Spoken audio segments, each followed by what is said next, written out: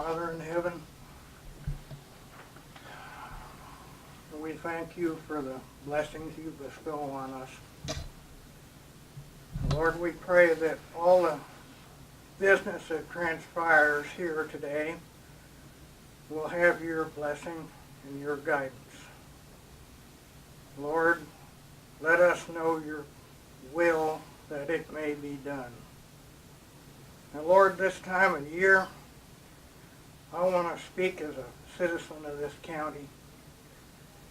And I want to thank everybody from the commissioners on down to everybody that works for this county in any way. Our state employees also, and our municipal employees, for the wonderful job that they do in our name. Lord, again, thank you for the blessings, and thank you especially for the great blessing of your Son, Jesus, whose sacrifice has given us hope and given us redemption. Lord, I offer this prayer in Jesus' name. Amen. Amen. I pledge allegiance to the flag of the United States of America and to the republic for which it stands, one nation, under God, indivisible, with liberty and justice for all. Okay, we'll call the meeting to order. First is administrative business. Tina.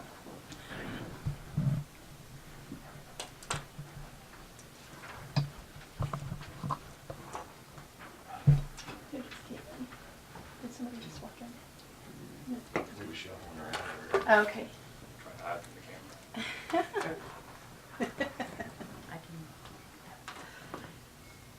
Okay. Well, apparently the television doesn't want to work, so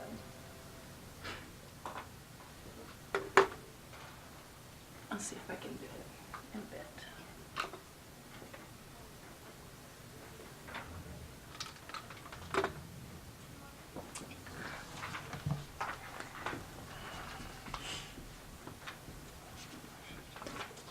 First thing that I have are the minutes of December 10th. Okay, so we have the minutes of December the 10th. Do I have a motion to approve the minutes as written or any corrections? I'd make that motion. A motion by Randy to accept the minutes as written. Do I have a second? Second. Second by Kent. All in favor say aye. Aye. Aye.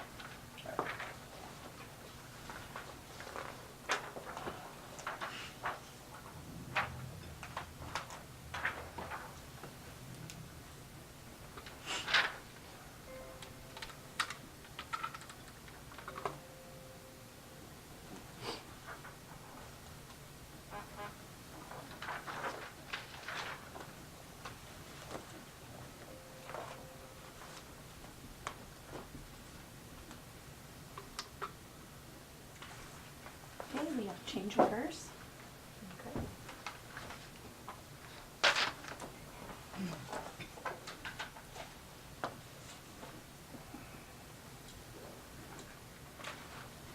I'll give you those.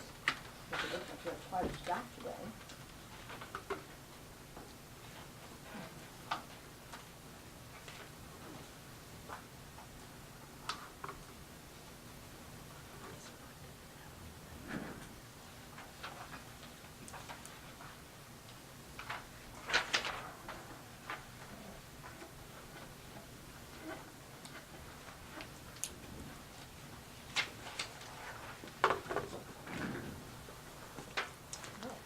Yeah, everything's good. It's just something on the input list, so I'll have to fix it later.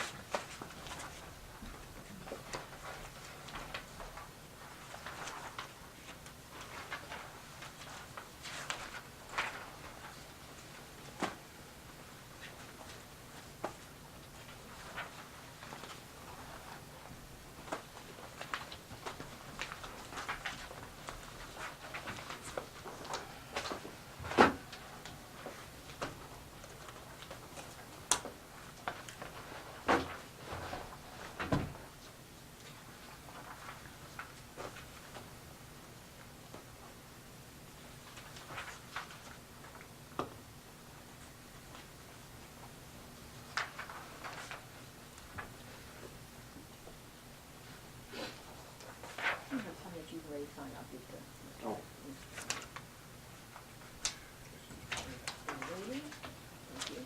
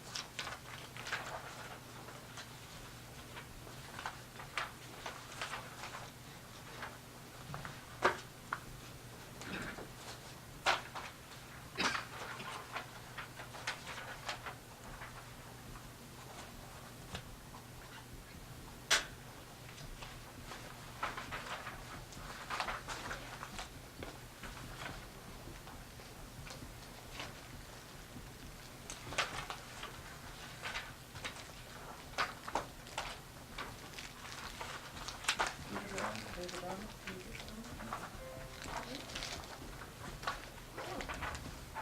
one kid that missed.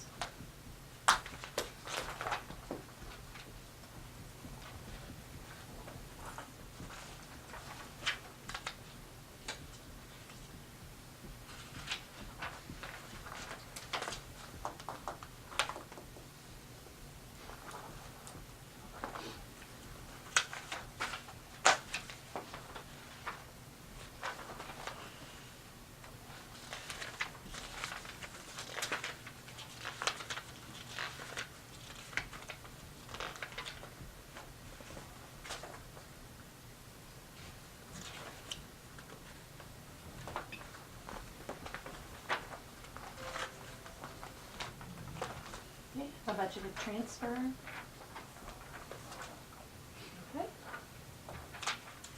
And this is road and bridge sales to capital improvement fund, $85,646,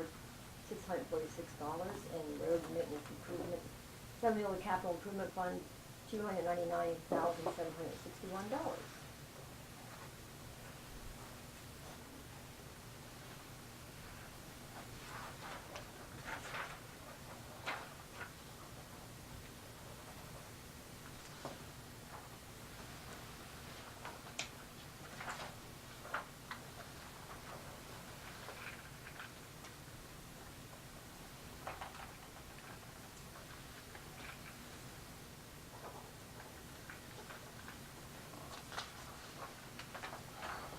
Each year, we have to certify to the state that we have continued to keep the tax levy of the health department the same. And that's so that they can receive grant awards. And so this is the form for that. Okay. Just needs the chairman's signature. Okay.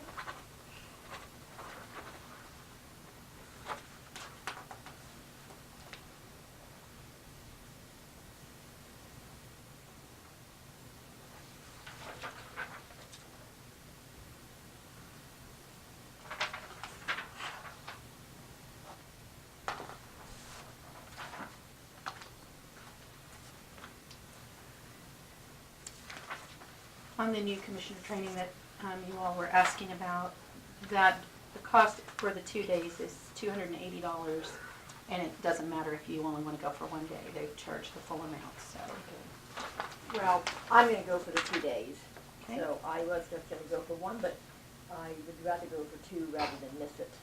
Okay. Then do you need a hotel? I do, and I would prefer to stay in the motel that I was at the last training because it is so much cheaper than the one that we normally go to. And it's a very nice motel.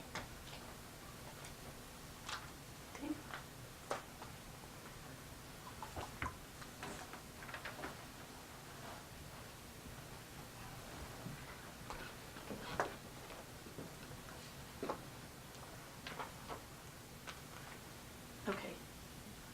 you might just get with me later on which one that is, because this is in Topeka. The last one you went to was in Kansas City. Oh, that is right. So it would probably Oh, not be a that's good awesome, idea in to, Topeka.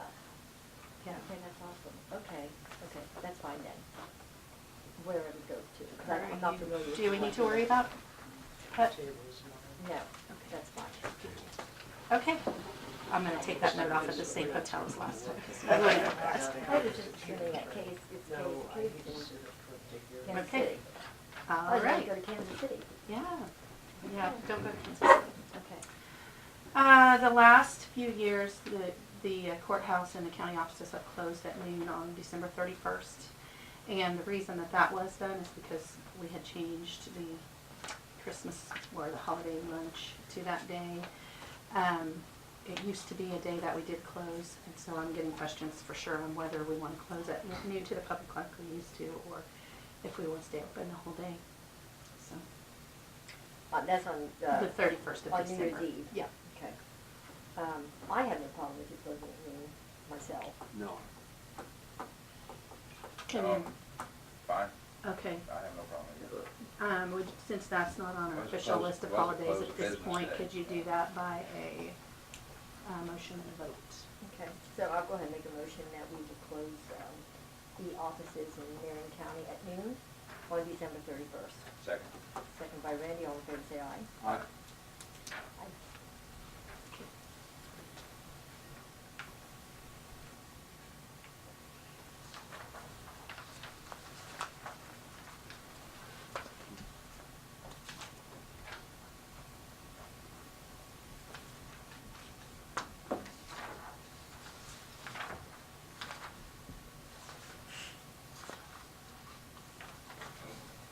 I do have salary sheets.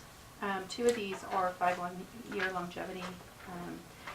Since we don't know what you're doing at this point with the pay plan, whether you're implementing or how, I'm just handing them to you because that's, those are due at this I time. think we probably need to do a work session on the pay plan and make a decision as to how we want to move forward on it.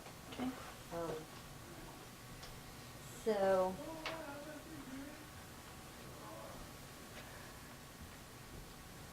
I guess my thought is, since we're not under the new pay plan yet, we should just continue as we're doing.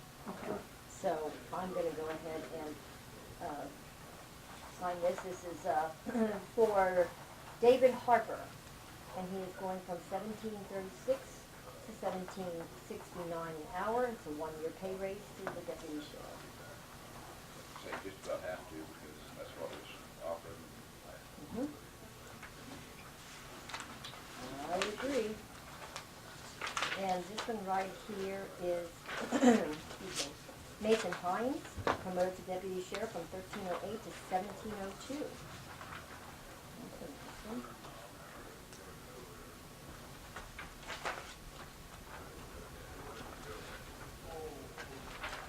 Aaron Christianer. This is a new corrections officer, $13.08 an hour.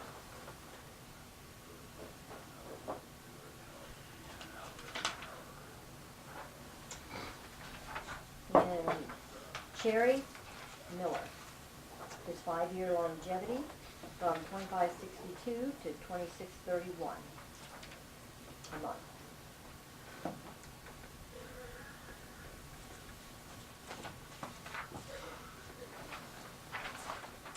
Finally, we have Martin Combs from $23.62 to $23.99 a month, 5-year longevity.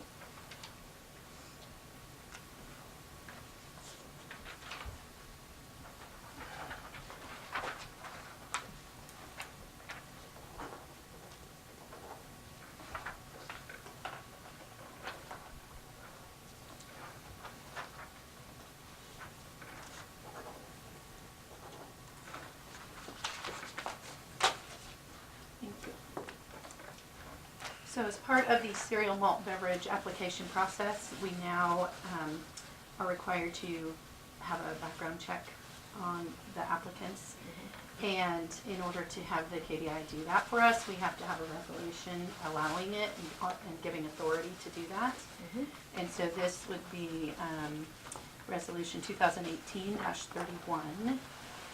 And this just to give the county commission, or the county permission to grant KBI authority to do You this. said it was, what was the number? I'm sorry. 2018-31. Okay. Okay, so I'll go ahead and make a motion to approve resolution 2018-31, a resolution providing consent for the KBI to process a background check for the CFB license applicant. Do I have a second? Second by Randy, all in favor say aye. Aye. Aye.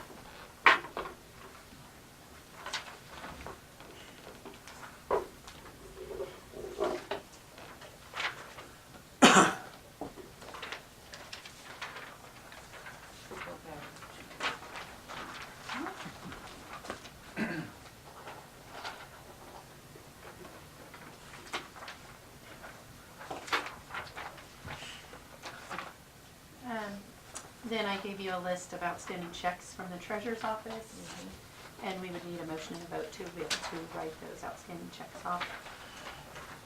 Is it okay to do that today, even though it says effective 12/31? Can they make that part of their motion? They can. Do we ever contact any of those entities and say, hey, The procedure was developed that they were to be contacting them. I don't know if they still are, because that's come up in the past. Janine could speak to that, or Kathy. Do you want me to have Kathy come in? I'm not sure if Janine's here yet. well, I mean, you know, there's a lot of people and entities on there that I know that are local. You know, I do know we have a policy of writing them all. Yeah, well, I just wondered, It you probably know, I doesn't just hurt to wondered what kind revisit of follow-up they had. what their follow-up is, because I know that there were some things that were to be happening with contact. And I don't really know, since I'm not in that office, you know. Might not hurt, just. Yeah, it's a good faith effort, we really Yeah. should do. Okay, shall I yeah. see if Kathy can answer that?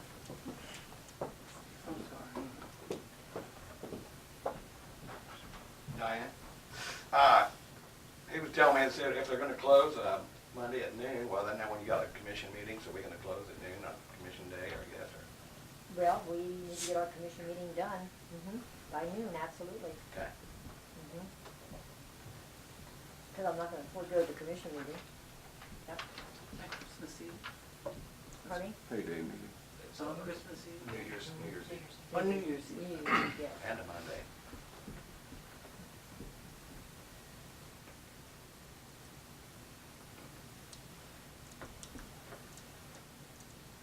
It would be a regular commission meeting, even Right, though anyways, payday yeah. does fall on it, yeah.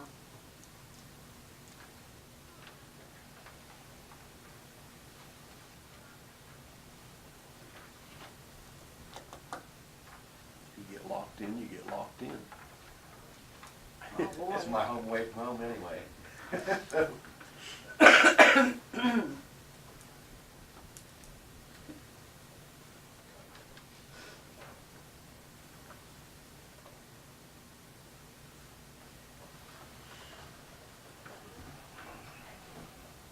Been missing all the signing. No, we're still in administrative. Oh.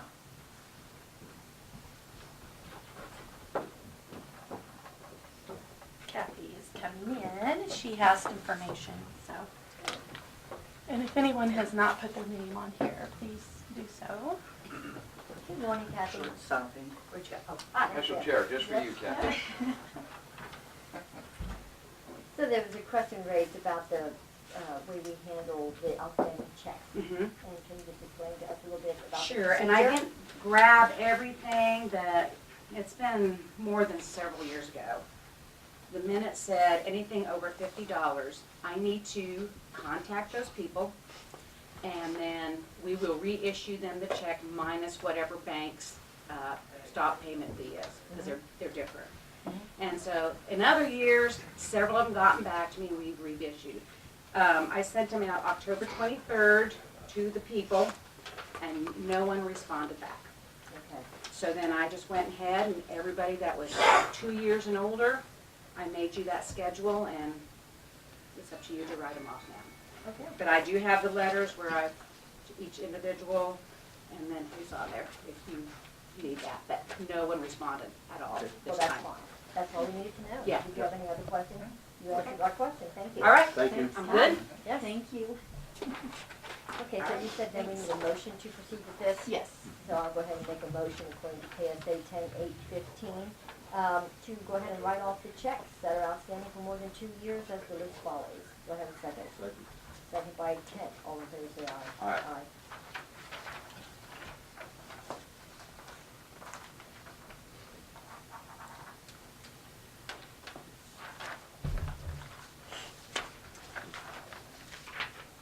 Okay. The only other thing I have was I gave you each a letter this morning, and that individual had asked, because they were not able to be at the commission meeting, they would like that to be read during either public comment time or if there's discussion about the administrator. Okay. Do we have a resolution yet to be taken care of? I think there's one that's presented here. That's Brad's. Oh, I'm sorry. Go And ahead. I didn't know if perhaps you were going to take care of that after you had all this other discussion. Present. As part of the discussion, you've got citizen concerns, I assume that's regarding the administrator, and so. Okay, we'll hold on to it then for a little while. Okay, that's fine.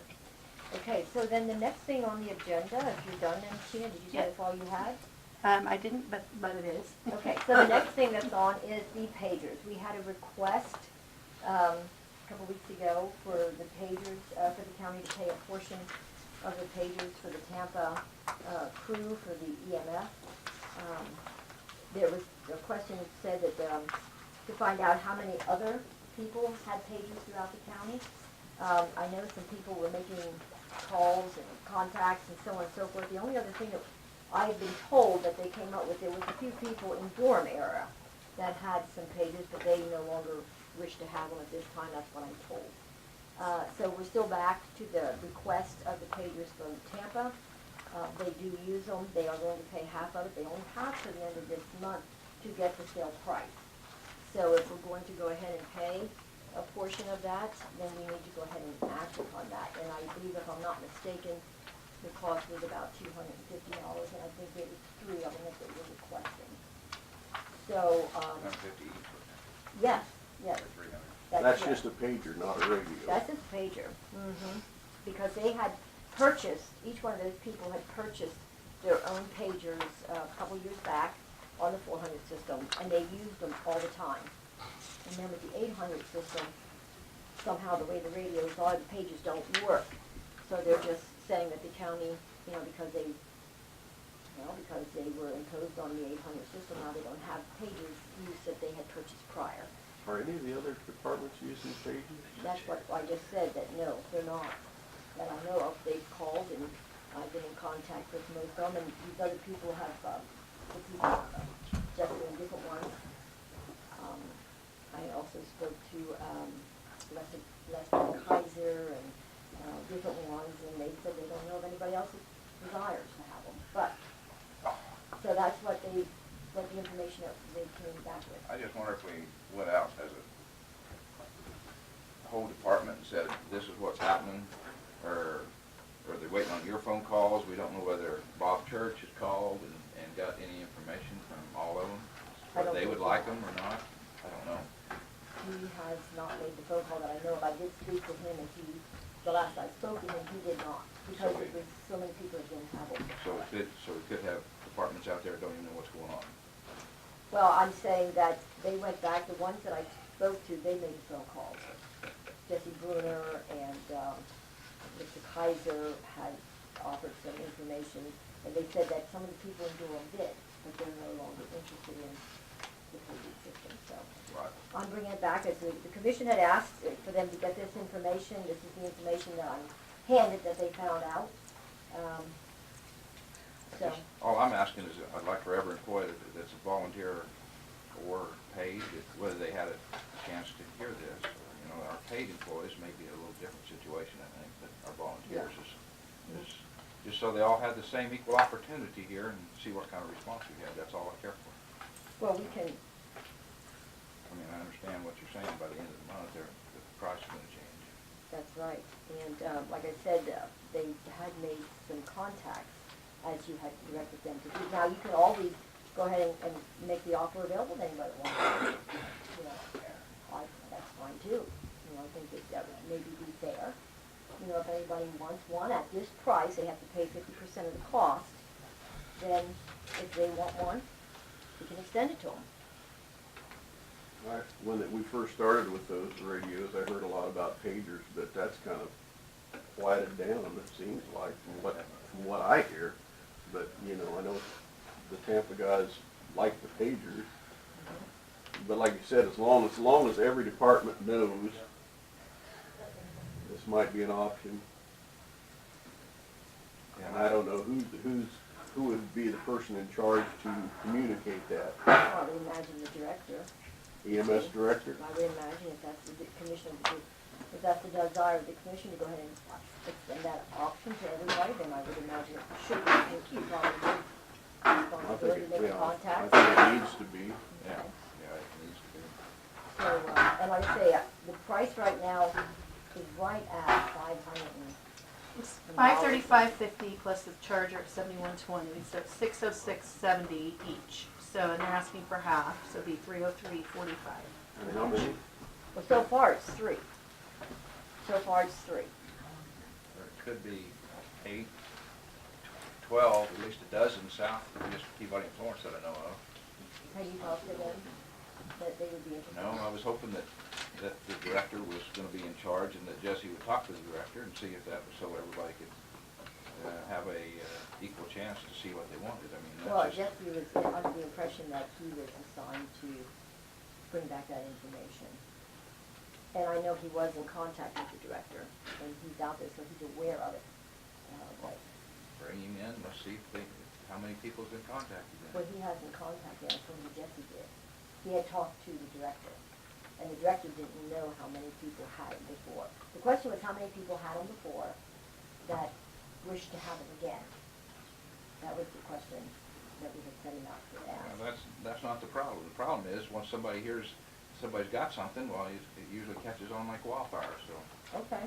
That's the problem. I'm just saying we could have, everybody could have one. You got, I don't know how many in Hillsborough, at least 4, 5 volunteers over there? And I don't know that that's a problem. I mean, if there's a benefit to those and you can get them at that discounted price, if anybody wants one. I would say maybe up to $3,000 to $5,000, somewhere is what it could cost. And, Well, I'd say at the most, I guess, but you know, that's not the information I'm getting now, but I would not, I don't know, to offer it.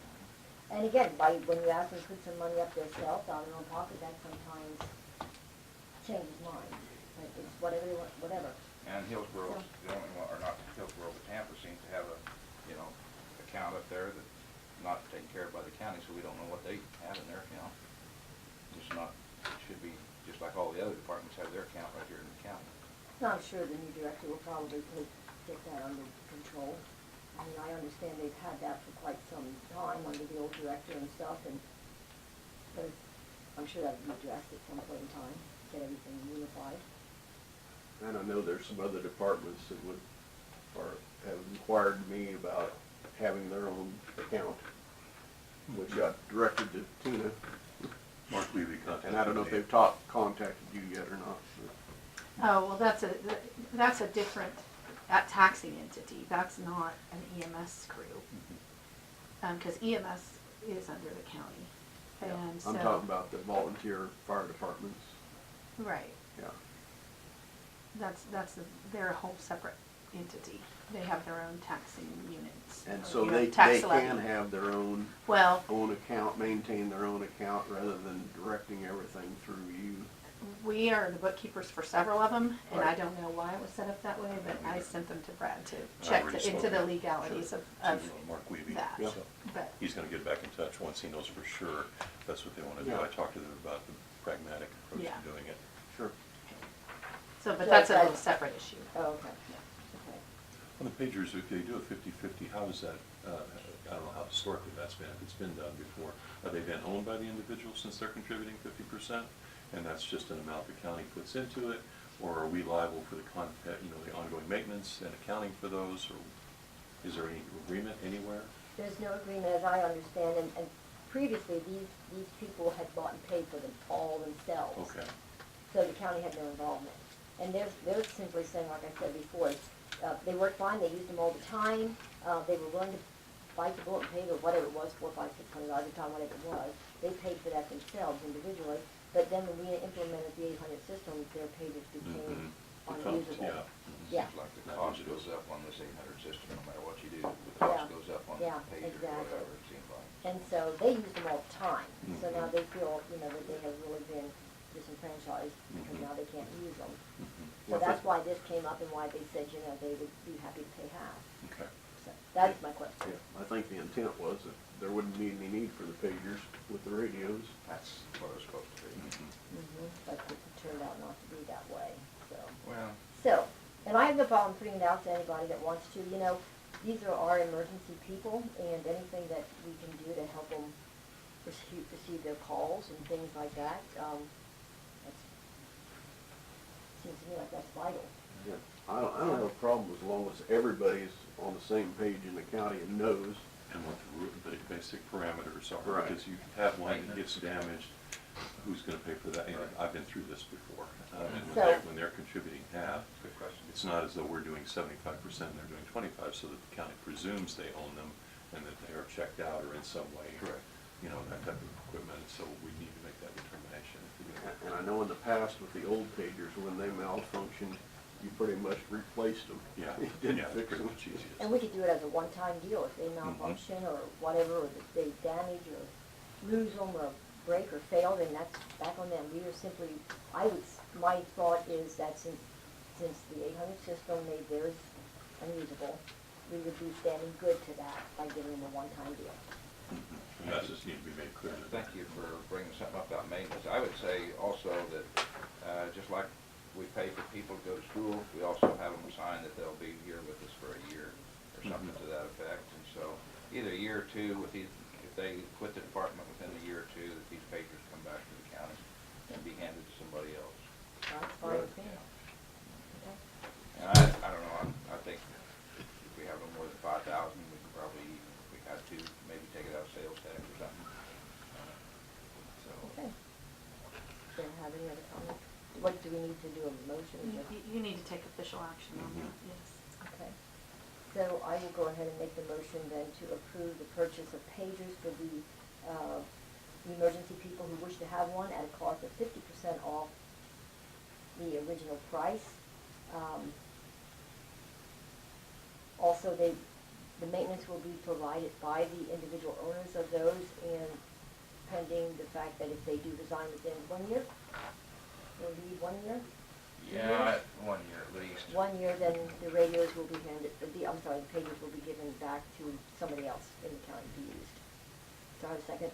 One more discussion about that. Okay, so these are 300. Now, somebody may come in 2 months from now and bring one in and say, well, this one's 1,000, I want you to pay half of that. This is a So- one-time deal, this is it. So just, what I'm saying is. Use a maximum or not to exceed match. Yeah. Yeah, okay. Do I have a So second? do you want to state the maximum of 303, 45? Yes, okay, we will do that with the maximum of 345 per radio.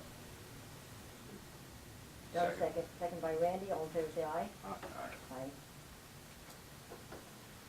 Okay, next on the agenda is Bob Church. I've seen him out there somewhere. Robert. Good morning. Morning.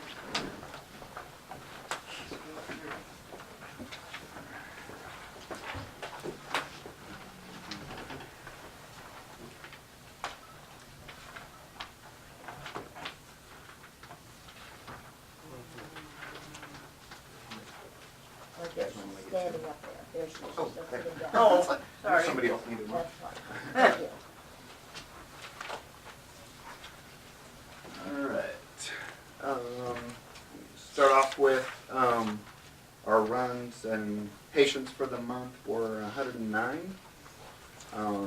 And then just a little separate category of the first response runs. It looks like there was a total of 7 between all our first response units for the month. I'm still working on the whole second backup truck. We got the stretcher. Gonna get some. It was a used situation, so I'm gonna get some preventive maintenance kind of thing. Go have Stryker go over it just make sure it's good to go. And then we're still working on getting the truck back in service. So I would imagine getting it inspected and everything else probably be after the first of the year before it all comes together, but we're working on that. The situation with the Tampa truck, it appears by my file that an insurance claim was filed, but I'm still waiting to hear back from Jess with K-Camp. As far as, I don't know, I can't tell by the file if there was some kind of payout or something was arranged that wasn't taken care of, or I'm not sure what happened there, but my file looks like it was, there's a fax cover sheet. Also, there's a note in there, it looks like Ed wrote that it was emailed, some stuff was emailed to them, reference to that incident. So it looks like something was submitted, but I don't know the details, so I'm waiting to hear back from Jess on that. So that's kind of where we stand on that ongoing issue there. So Okay, perfect. and that pretty much covers it for what I have. Pretty fast, that's pretty brief. Okay. So it looks like by the time the year's done, you're gonna be up on runs probably by over 100 over last year. Yeah. Probably. Yeah, we had I think it was that September, we had that little boost, probably sent us.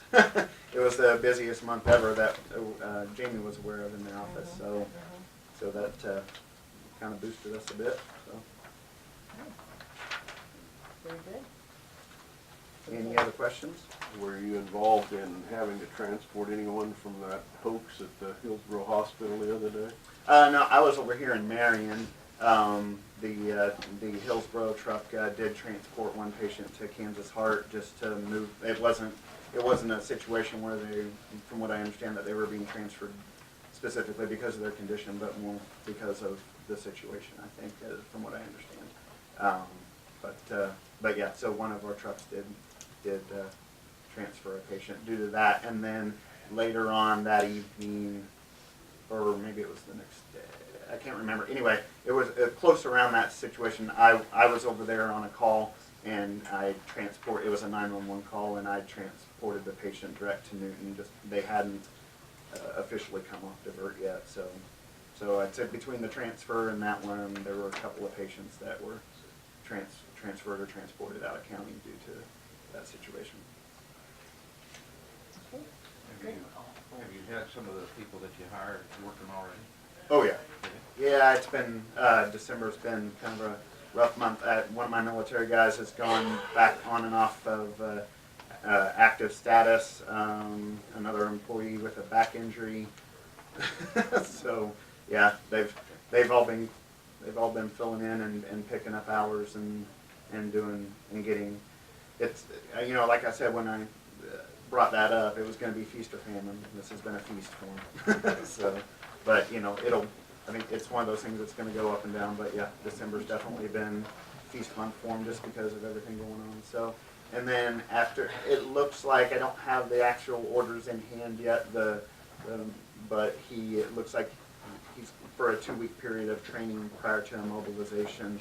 So it looks like after the first of the year that he'll probably be going on a 13-month deployment. So we'll have an open spot kind of ongoing for a while if that takes place. One of your regular employees now? Right. Yes, one of our full-time employees. Okay.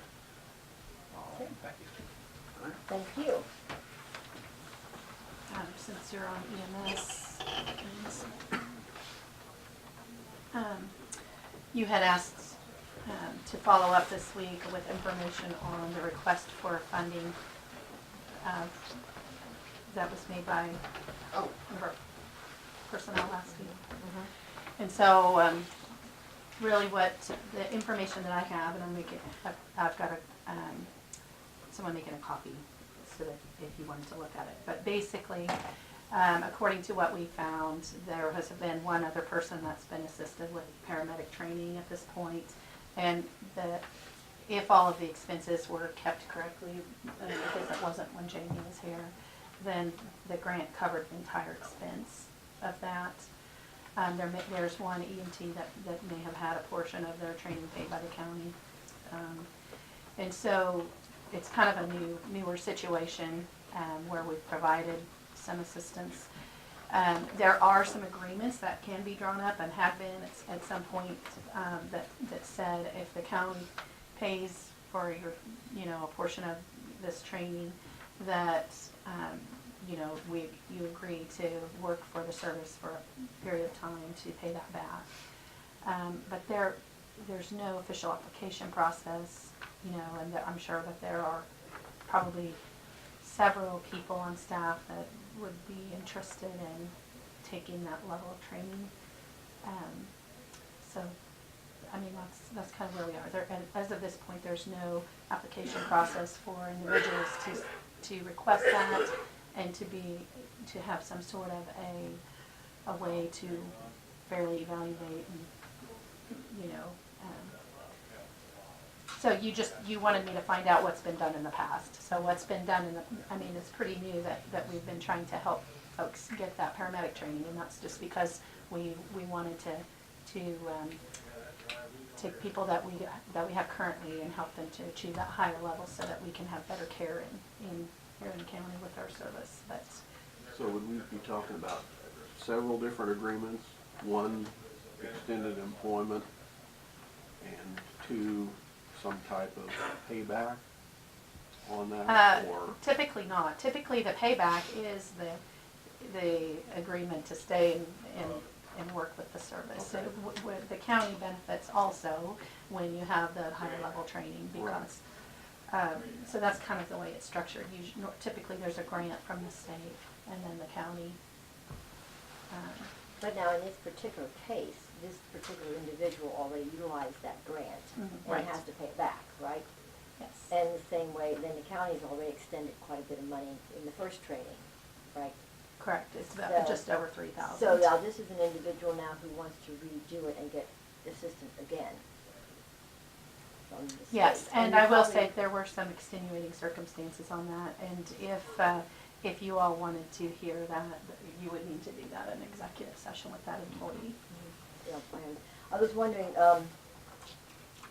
you know, we had discussed briefly at our meetings already, with even going forward with some of the education that the county is paying for, that do a reimbursement.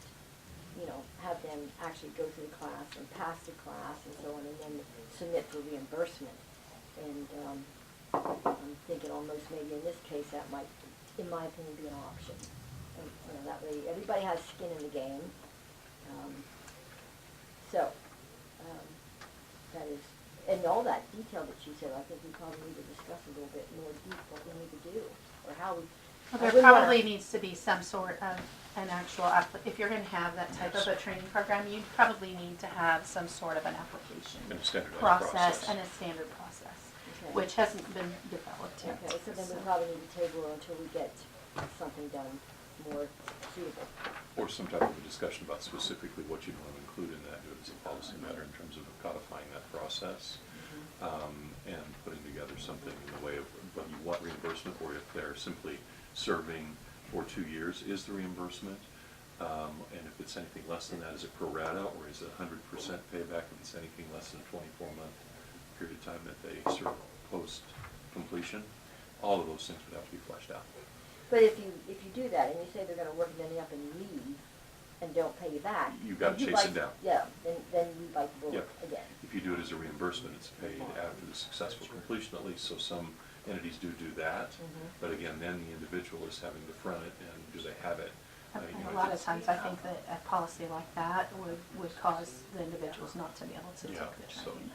you have to weigh all those things. Yeah, and you know, in retrospect to schooling and education, you know, the schooling, although it's a couple $1,000s, God, I know when I put some of my kids to school, I would have been thankful, you know, for just those couple $1,000s. It's really not that big of a bite, you know, to really show good faith, like you like to say, you know, I'm gonna do this and successfully complete. So, I think I have a lot of questions about it actually, so, different ways to do things and stuff, so. Well, I think we do need to move forward, because, I mean, we do want to have as highly trained employees as we can and retain them. So you wanna set up, or you wanna do a work session or do a discussion or something on it at another time or something? It's going to take a little bit. Yeah, there's a little bit of work Okay. to that, just to get it put together in a way that we could write something up you can approve. Okay, so then we'll table it until we have further discussion or further clarification. Okay. Could I take the seat and just kind of scoot it out a little faster? I had one thing I needed to. Oh, certainly, come on back. That's fine. Sorry. No, that's fine, we still have plenty of time. Um, It's in there. It's in there now. there was just one more thing I wanted to ask about, as far as where we were sitting on the billing issue.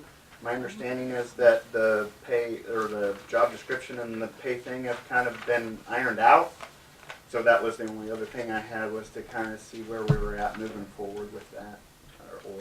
Well, I seen in the mail, there was a deal here with the job description, and there was some corrections or cross-outs on it, so did you get that worked out, or is this still pending? Well, that was given to the pay plan consultant. They did potentially place the position on the pay schedule. Mhm. You all have not adopted that pay schedule yet, but they did place it according to the job description. And so I think that it's probably appropriate for you to schedule a time with Jamie and or the director to talk through and to do whatever negotiation or, you know. Okay. And typically you would want to do that as a scheduled discussion. Okay, so probably right after the first of the year maybe, or, because our next, yeah, so we'll do that right after, we'll wait till the first of the year to do this, or That only contract runs till when? May, but we have, what, 90 days or 90. something? 60 to Yeah. 90 days. So. Yeah, Okay. 90 days before the contract, or 120 if we wanted to cancel before the contract. So we need to take care of this in January. Okay. And I was just thinking with the new director coming in, Yeah. I was just thinking he might want to be a part of that discussion, Okay. Okay. okay? Okay. Well, Okay. That wasn't in our packet, was No, it was in the It's mail. in the- I it's had just, it in the mail, yeah. Yeah. Okay.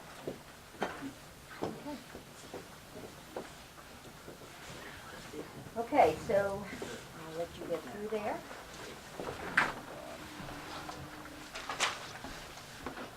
So next on the agenda then is Kyle Isaac. That's you. You want to come over and take the hot seat, sir?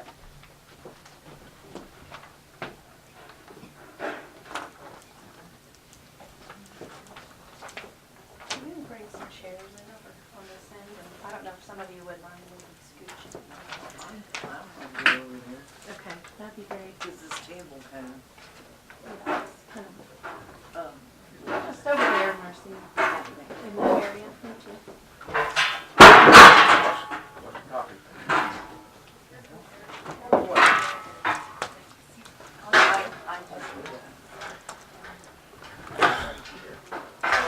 I was trying to get you to go the other way. Much better people. Okay. Well, I'm having Monday, but I'll try to contain myself to that. Good. There's some seats here. Thank you, ma'am.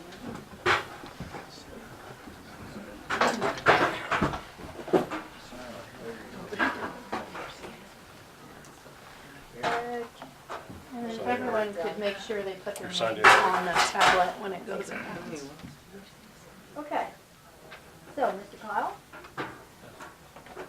you are on the agenda. What would you like to present to us? Just an exit interview, after termination from last week. I'm sorry, what did you say? It's I basically didn't hear you. oh, sorry, I'll try to speak up. Okay, thank you. It's just an exit interview, for a termination that I feel was wrongful of last week. I'd just like to present my side of the story. Go right ahead. Okay. First of all, I want to say thank you for employing me so far. I've really enjoyed working here. I enjoy working EMS, and I feel like it's a calling of mine, and I feel like that's something that I need to keep doing. One reason I like to stay here in Marion County is because of the people. It's my community, and I like to help my community, and as it being my calling, I like to be there for my community when they need me. And I've always said I don't want people to get hurt, but I want to be there when they do. And I feel like with the training and stuff that we went through as a service and as a crew, we want to be there for them when they do. Absolutely, I respect everybody here. Bob is a very good paramedic, and I respect him absolutely. I think in everywhere we go, there's people that have personalities that just don't quite go together. And I feel like kind of through that, I think Bob and I are one of those people. Our personalities are a little bit different, And I've always tried my best to get along. If there's been times where things haven't went quite right, I always try to go outside of my box to make this better. And there's 3 write-ups that I do have on my record here. I'm sure you've all seen these. Personnel, isn't it? But Well, if- it's- if he can make it. If pro- you volunteer, if he Well, can and make he's it not, apply. he's not, attorney at this time either, so. tell anything about it, So, he's not even. And I think the only way you would be able to go in would be for attorney. yeah, attorney-client privilege. If he's willing to have those as public record, that's fine. Okay, absolutely, absolutely. Yeah, there's 3 write-ups there. The first one, when I first started, I was ignorant on the way our new stuff was going as a full-time employee. I made a shift change with another employee and did not talk to the director about that. And I guess with going full-time, that was something I was ignorant on. I don't feel like that was really worthy of a write-up, but I did get wrote up for that. Now the second one, arguing with an employee that he was upset at me for how I washed the ambulance, and then refused to talk about it in an adult sort of manner. And Ed wrote us both up just because he was upset at the situation, that he said it was childish, and I feel like it wasn't really my deal, but I got wrote up for it, which is okay. I mean, if that's what it takes to get better, then that's what it is. And the third one, which is one of the reasons that Bob used in termination of me, was blood draws, which are outside the scope of an EMT, but within my bounds of training at the Hillsborough Community Hospital as a phlebotomist there. And I made a blunder, and I left my uniform on and did that in uniform, operating within my scope of Hillsborough Hospital in uniform for Marion County, and absolutely I was wrong in all ways in that way.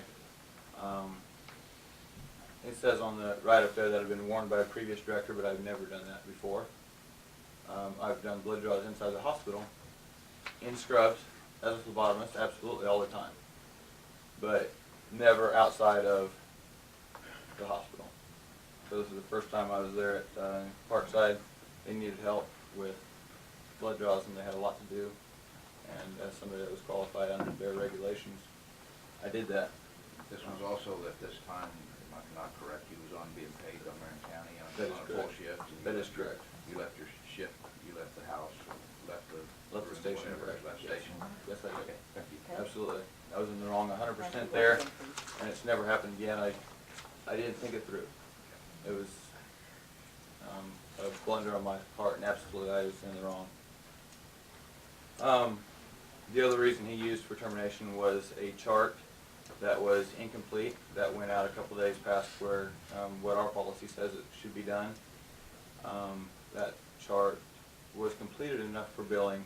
I had everything in except for page 8, which was the vital signs, and the times, which the reason I didn't have that was because I didn't have the timesheet with me. And he did remind me a couple times. When he did remind me, I was currently working elsewhere, and it's very difficult for me to step off of the line of the #1 restaurant in Wichita, cooking, and stop and go somewhere else when there's 200 people expecting me to cook them dinner. May I ask you a question on Yes. that, sir? What is the requirement for filling out those reports? They're supposed to be uploaded to billing within 24 hours of the run being. And how many, you said a couple days, how many days is a couple in your remembrance? It was 2 shifts, so 6, maybe. 6 days.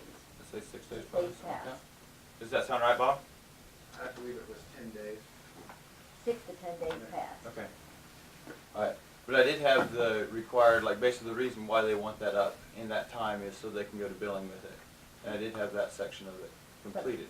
And I don't think that's our rules. I think that is the rules from, I'm sorry. that's not necessarily just the county rules. It's a That is- state- that's state the requirement. rules. State requirement, 24 hours. To be able to be presented to a hospital if they Okay. request it. Okay, 24 hours. all right, okay, got it, thank you. So those are my counter arguments for those. I feel like none of those were fireable offenses, and I would like to present back, I would like my job back for one, in any way, shape, or form, either back at my previous status with full-time and the seniority there, or if nothing else, I would like to be back on the roster as a volunteer because I want to be there and help my brethren when they need help, because I feel like not as qualified as a lot of the people that I work with, but as a qualified individual of the community, I want to be there for our community when they need me. I'm finished. So, this one right up right here by Ed DeBeese, that you left the shift without permission from the department head. Correct. Is that the same one when you drew the blood, or is this a No. different one? That was in the beginning stages of full-time, like previously with volunteer, like, okay, there's something else I need to do.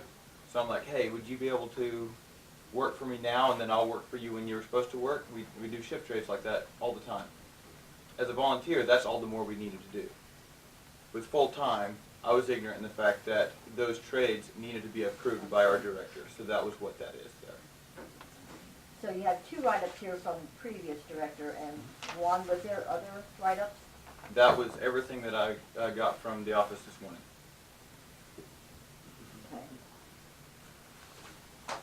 Okay, so I guess in my thoughts, those are pretty severe infractions. I personally think they are very much just cause for dismissal. And I also think we as a commission need to remember we have a new director coming on board. First off, I want to say that Mr. Church did exactly what this commission gave him authority to do.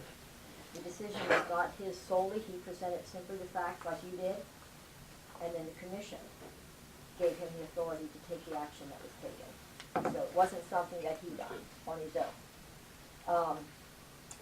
And I would also say with the new director coming on, we need to show how we're going to support our directors. I find myself, I think these fractions are serious enough that dismissal is justified. So that's my opinion.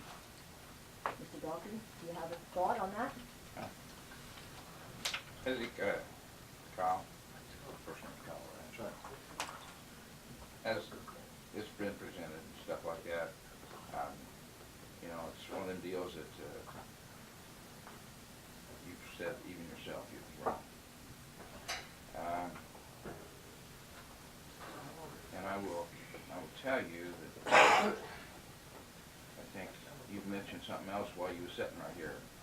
You've got another job. That seems to be the big thing with all of our paramedics. They all have another job. Firemen have other jobs, work in 2 or 3 different places. That's something that line of work does. I care. I'm concerned about your readiness to help the public and help what your town is and everything like that. I have no problem with somebody that. At this time, though, with the evidence being printed and stated like you've done and like the director's done, and we have a new director coming, I personally sort of have to back what's been done. But I will tell you, and there's a man sitting at the end of this table down here, and I haven't worked with you. I can't back what I talk about you because I don't know because I haven't worked with you. But I work with that man down there, and I know what his values are very, very much as a paramedic on the ambulance. So in that reasoning, I will tell you that time may have to heal itself here. We have a new director coming on board, and I would personally, and as I did with that guy right there, I turned it over to our director to, if there was a chance for somebody to come back, that the director be in charge of that, and the director put some pretty stiff guidelines for somebody to come back and follow. So, knowing that we have a guy coming, our new director's going to come in with a fresh face, fresh outlook, and experience. I personally can't do nothing right now until, in my opinion, until the new director takes a look at this and values whether come talk to you or you come talk to him face to face, and you two make some sort of, then he would come back in my opinion, would come back in and ask the commission whether or not you would earn a chance. So I hope you understand where I'm at with this. Absolutely. And like I said, there was some guidelines set down for that fellow down there to come back on our service. And so I would think that the new director would do the same for you, if that was to happen If he says no, then, you know, that's up to him, because he's gonna be our director. Understood? What do you say, Mr. Becker? Your thoughts? Well, you know, I think it's big of you, Kyle, just to step forward and admit that you made a few mistakes that, you know, they shouldn't have happened. And I do know that you did come from volunteer status to full-time, and, you know, like everything else, maybe you weren't quite clear on how to handle a few things. To say that you were just totally subordinate and weren't respecting the position that you were in, I wouldn't go that far. I do know that you handle yourself in a professional way. People that I've talked to that you've taken care of and know you believe you've done a very good job. And you know, I know that the final word has to come from our director. We give them that responsibility. But I'm also a person that believes in second chances. And I do believe that you could be a valuable asset to the department. And I believe he needs a second chance.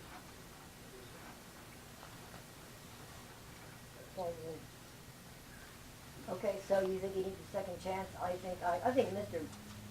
Dolphy said, you know, we'll let the new director, in my opinion, make that evaluation, because we did give Mr. Church the authority to do as he did.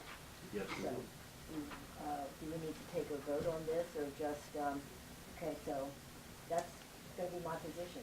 We're gonna have to Madam leave it Chairman, the way may it I, is right now, and see what happens when the new director comes in. Madam Chairman, may I make a very small statement? Yes, very small, sir. My name's Larry Larson, for the record.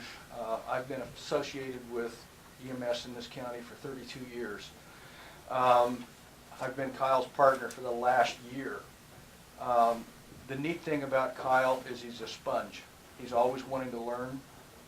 When the local people that we serve see his face, there's just a big relief that they see a friend. He cares about what he does, and I would challenge probably all of us paramedics and EMTs, have we ever turned a report in late? Absolutely, every one of us. Is it wrong? Yes, it is. It's human nature. I would challenge you, after the new director gets here and has a time to visit with Kyle, if Kyle still would like to be part of this county. And I would really like you to embrace that opportunity down the road, because I do believe he has served this county very, very well. Thank you. Thank you. Okay, I think we've made a decision to, I'm still 100% in support of what our director did. Our new director is coming in, so as Randy stated, it's my position that we'll go ahead and select what he wants to do. We're going to get director's hand. Okay? Anything else you have to say, Mr. Collins? I think that's fair. Okay, thank you. You have a good day. I would encourage you, Kyle, to stay in contact with the other employees of the department and start, you know, keep engaged, and hopefully something can be worked out down the road with the new director. I'm Can I sorry. just ask a question? He Hang asked on about just a minute. volunteer Excuse me status. just a minute. I'm sorry, what did you want He to asked say? about volunteer status, though, also. That's what I was gonna ask. Can he come back as a volunteer unpaid and at least keep his skill set up and his knowledge base? Again, I think I would leave that up to the new director. Well, We're 2 weeks out from a new Yeah, director. yeah. Well, It's that's- 2 weeks. So what was my other concern? If we're waiting for a new director, why didn't we not wait for a new director? Well, first off, let me make it clear right here. Mr. Church is the director. Interim. He is still wearing a title of director. I don't care if it's interim, out-term, or what, he is at this time the director. Now, when the replacement comes in, the permanent director, the decisions that he makes and the authority that we gave him are no less than any other director. So I respect him as a director. I respect the decision that he made. He done everything just right, bringing all these things to the commission. And I appreciate you coming. I really do agree that that is they got you to come and do that, I respect that. But in the medical term and the infractions that we have here, you know, and you know, I understand, you're all late in filling out your reports. But it's one thing to be late than to be 6 to 10 days late. I mean, the infractions are overwhelming. This is 10 days late that should be in the office that our director hasn't picked up. Well, maybe the new director will handle some of this a little differently, that So, these things don't happen. If you're placing importance on paperwork, then Getting far afield. Yeah, we are. Pardon me? We're getting far afield here, now you're dealing with active employees, which Okay. goes to executive Greg, session. is that It's gonna be- submitted? They Okay, like so we're concrete gonna already? just go ahead and close Is that this just right the now. supporting paperwork? Those reports have been submitted electronically already, it's just Okay. paperwork that goes in a file. Okay, we're gonna close it down right now because we're on a very thin line here. So we're gonna close it down right now, based on our council's comments, so I'm sorry. We'll leave it the way it was, we'll wait till the new director comes in. Could I- Thank you, Kyle. I'd still like, the gentleman here made a good point. He'd like to keep up his skill set. We need volunteers, not being paid very little. I'd like to see him be retained on a volunteer status until the new director takes over and reviews. I disagree with that, I'm sorry. You're getting it too sticky, no.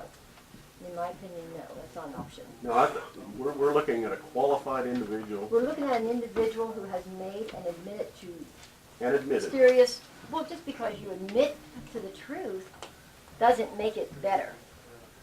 So I'm gonna stick to it. I'm sorry. After the new director is in place and you follow the procedure that was described out and the new director comes to us, then we as a commission and the director will make the decision. And so, While, that's it. while waiting for the new director to come on, with his training, does that screw up his hours? Is He's that- off, he's not an employee at this point in time, ma'am. Either way. No, his training. I don't know. I don't know how that affects his hours. I'm not concerned about that at this point. I mean, I'm worried about the infractions. Could I say something, speaking on behalf of the city of Hillsborough? Yes, I would say that I have talked to all of my emergency staff, our chief of police, our fire chief, and we have no problems whatsoever with Kyle serving in Hillsborough in any form or fashion, and we would certainly welcome him as a volunteer in Hillsborough. So I would say that, and just leave it there. okay. Well, thank you for that comment, but I'm gonna make a still- motion to retain Kyle as a volunteer, on a volunteer status until reviewed by the new director. Motion on the floor by Ken. Do I have a second? Motion dies on the lack of second. I would state that when that gentleman was released, he was released from everything. And we brought him back basically to start. He wasn't a full-time employee at that time. He was come back to the reserve, just what all you people are saying right here. You need volunteer people in the town. We need people to serve. It's good to have people that's dedicated to the service, but you also have to be dedicated to the paperwork to get in, whether you're a volunteer or whatever. You have to get that done. And so some of the guidelines here has not been followed, so I would think that you've learned a big lesson. And we are serious, very serious. Now, my expectations from my new administrator of this department would be to come in, evaluate, talk to you, maybe even go on some runs with you to see where you're at, see what, you are just an EMT, correct? That is correct. And so, that's what I expect my director to do, and give you a chance as anybody else. Kent says everybody deserves a second chance, and I'm in the same boat. I was in the same boat as with that gentleman down there. And so, I think maybe some time off may help you see how important stuff is. I don't want you to lose your standing, and as Kent said, keep up and I don't know hours and things, there's no deadline, there is a deadline on hours per year, isn't there, I think, that you have to... Well, Do you recertify this year? I recertify next year, and I do actually have Next my. year. Okay, well, everything he's done up to this point will be available to him as far as his recertification hours. To answer her question here, I don't think we lose anything until that recertification time comes up, and he has to be recertified by then, or what, next year you said? It's a year from now. Okay. But that is my opinion, that's why I did not second Kent's motion, is that new administrator comes in, he's wanting quality people, he wants everybody to be, I think you read it in the paper that he wants volunteers too. So I think he will be very in favor of it, because that's what made our county go for so many years before we got to this full-time. And so that's what I expect to happen. I will make sure that you at least get evaluated by our new instructor as far as I'm concerned. That's where I would like to see, so I will do that. So. Okay. Thank you, Kyle. You have a good day. Thank you for your time. You bet.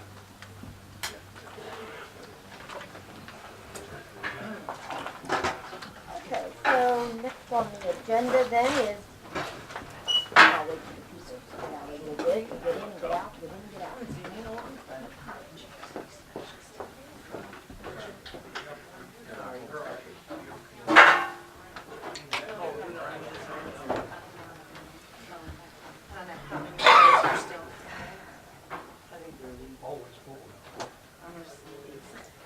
Okay, so is Mr. Hollop out in the hallway? Yes, Mr. Hollop. Dan Hollop.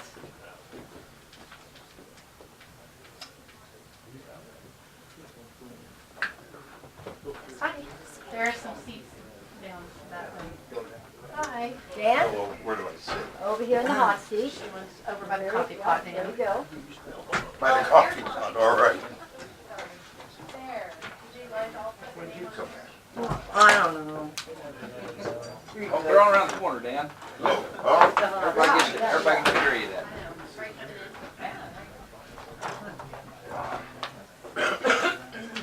Okay, Mr. Hollop, it's your turn.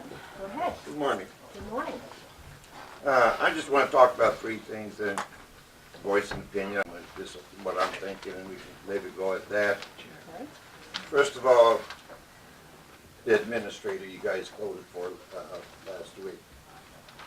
I'm not arguing the legality. It was a non-binding referendum, and you know, opinion poll, whatever you want to call it. But part of the thing when that was voted on, what I heard was justification. School boards have them, cities have them, some counties have them. But nobody ever defined what you're trying to accomplish with them. There's no job description. I heard you're going to write grants and make us more efficient. There's no job description. What are you talking $80,000, $100,000 to do what? Now, school boards and cities don't have other elected officials.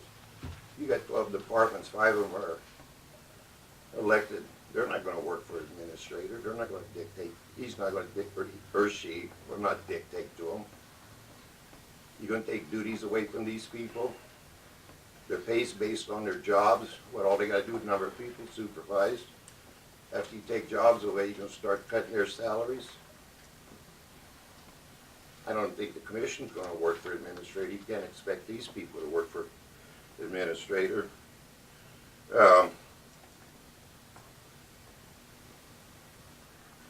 The big thing, two big things.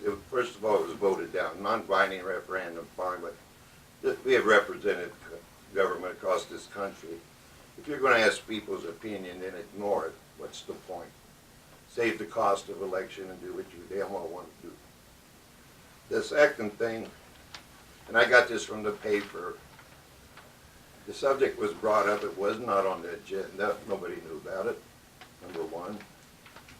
Something this major, the discussion was when it entered into, well, one of your members missing. He happened to walk in just in time. I mean, that's just kind of cold-blooded. If this was on a federal level, that'd be all over national news. They try to do something like that. Here in county local government, and we see something like that. I found that very troublesome. The next subject was that 5-member commission. All I want to mention here is the election. No talk was given to salaries. There wasn't much discussion other than going to 5-member. Fine. You're going to add the 3 commissioners' salaries together, divide by 5. It wouldn't cost any more money. The headline a week after the election was probably $50,000 at least, more to have. That was misrepresented. It wasn't talked about. Maybe nobody asked a question, but what you kept hearing was, we'll just add the 3 together and divide by 5, so it won't be any more expensive. That did not happen. Just a week later, that'd have been a nice thing to have in front of the voters before they voted on it. And then, 2 weeks ago, you had Jesse Ham up here, took a big beating. He had Norm Bowers from KAC saying you need more gravel. Well, everybody in this room knows that. You didn't have to bring him down to tell you that. He made it sound simple, but Norm Bowers doesn't have to pay for it. People know what you need to do to roads. How are you going to pay for it? And you're looking at that, we're going to put more gravel on. So you put twice the gravel on. Your budget didn't support what you put on this year. I think Jesse said they were out of gravel money for December and he wasn't sure he could pay November bills. So where are you going to get the money to buy it? You're holding his feet to the fire and you're not supporting him, not giving him the money to do it. If you put twice the gravel on, you're going to cover half the territory. And with the other thing, you're not getting all over the county. Instead of one day on this road and one day on that, you're going to spend 2 days on all that extra gravel with. He was up, and I don't know what the deal is on Harshman's. But if you go start buying gravel further away, now you got your trucks are going to be on the road hauling gravel to the county instead of laying it on the roads. That's going to increase. I mean, you're going to get even less done. The only way you're going to get more done is more trucks, more graders, bigger gravel budget. You just set Jesse up to fail the whole road bridge department. They can't do it if you're not going to support them. And you guys come up short on that. So, and if you're hauling further away, twice as much, it's more fuel. Your fuel budget's going to have to go up. I mean, it's not as simple as Norm made it sound. He doesn't have to worry how to pay for it. He just has to put more gravel. The whole thing with roads and bridges, everybody knows what needs to be done. It's just how do you pay for it? And you 3 been doing it for 2 years now. Coming up with the money is the problem. Actually, it's quite simple. Raise taxes, see how well that goes over. Not everybody lives on gravel roads and cares about gravel roads. Majority of the county doesn't live on paved roads. So good luck with that. And after the last 2 elections, you start talking that kind of stuff, put that up to a vote and see what kind of response you're going to get. I think you've lost your credibility. One, you overturned the election, the other one, you didn't give all the information. Should have been out up front.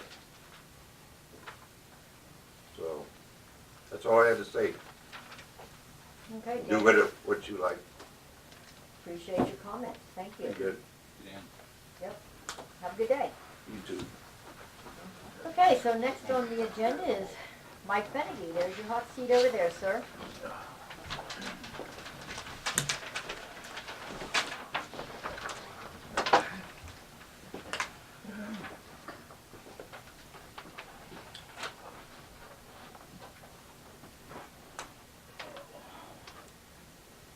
I guess start by thanking the commission for this time today.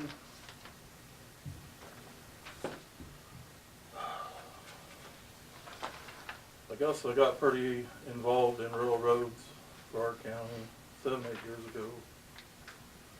I liked Max Hayen when he referred to them as farm to market roads. Had squabbles with Dan Hall, our district commissioner, so I ran against him. Lost by 23 votes. Part of that running for commissioner, can read from the November 16th, 2016 edition of the Free Press about a county administrator. Beneke said he thinks one of the most important things for the county's future is hiring a county administrator, a position similar to what is already in place within the city of Hillsborough and Marion. As the state puts more and more on the counties, and where a county administrator is what I think is required, he said. Beneke said 3 individuals with limited education in county affairs and lack of time won't get it done. I'm thinking 2 years and a month later, I still agree with that statement. The regulations imposed against every department head that we have, say compared to what was 40, 50 years ago, or over 100 years ago when we established the county, is staggering. At this point, we've added a county attorney or counselor to help with them questions. I think our county clerk is overwhelmed in her duties. I think in the old days, one commissioner could take care of 2 or 3 departments wherever they had the most insight or personal experience, and it was adequate. At this point, I can't see that it is. One of the big things in our county recent was the addition of the new jail a few years ago. There were town hall meetings, various of them in each district, a committee that studied it. We voted down the motel jail, and a year or 2 later voted in our current jail, which I think is adequate for years to come within our county. The sales tax that was applied to that has already collected its entire cost ahead of time. I can only think that that was a good thing for the future of our county, because we're going to have a jail, I believe. Back to what Dan talked about, putting Jesse on the fire. Again, I can only speak for my District 2 representative.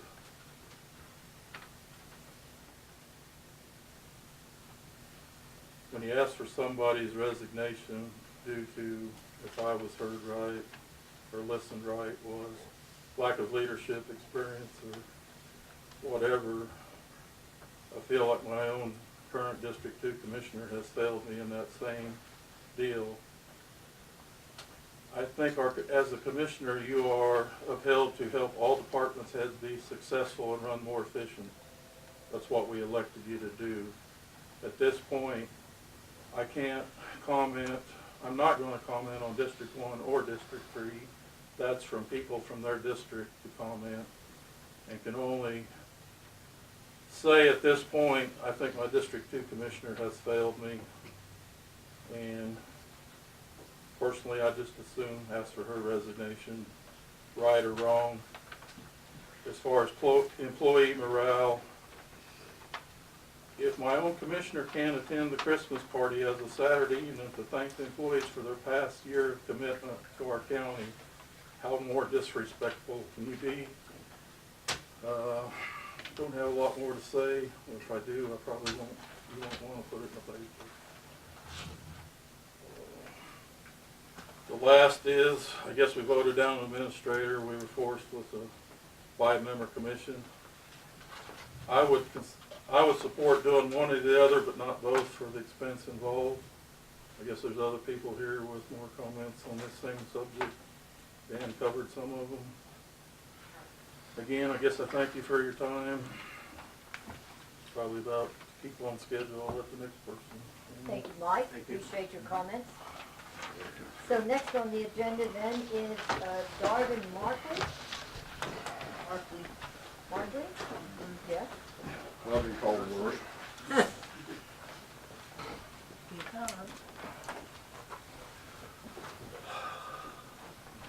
Well, I think Dan said it about the best, actually.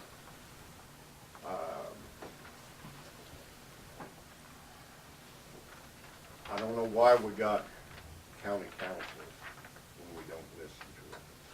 A few months ago, Mr. Becker, you brought it up about hiring administrator, county administrator. And then it got discussed that it come to a vote and got voted down. Your counselor at that time advised you he probably wouldn't do that. Remember that? Yes.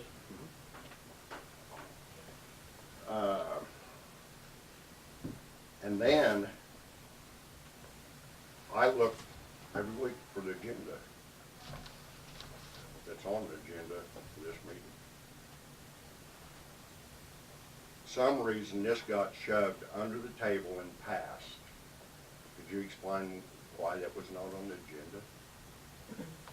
I can explain why it's not on the agenda unless you specifically are speaking. No, I'm speaking to you. Okay. You made the I made motion the to do motion. it. I brought it up. That is correct. The commission doesn't always put things on the agenda. It's not required that you have to put everything you I talk agree about with on that, the yeah. agenda, okay? So in my research and study and talking to a lot of the people and so on and so forth, I realized that the timing is right for the administrator. And so I went ahead and made the motion, not knowing what the rest of the commission would do. May have been voted down, turned out that it was not. So that's how it got on So the agenda. you think just because you talked to some of your constituents that that is good enough to go ahead after the voters voted it down? And after And listening- by law, I understand you can do it, but I don't think it's ethical what you did. I will tell you that I struggled with that a little bit, but even though our county council, he has advised us of the non-binding, just as Mr. Hollock has brought up. And so, looking at the county, if I may have just 1 minute of your time, I'll extend your time. I don't want to take anything away No, that's from fine, you. go ahead, 'cause I ain't got So, much more. after struggling with this a lot, what pushed me to actually go ahead and do it, and I do have some facts here and some numbers for you, and I'm going to ask you a question. Just in this last year, just in this last 2018, this commission and the decisions and stuff that this commission made, let's take MCC EDC for example. This commission had put in $185,600 of taxpayer money into that group.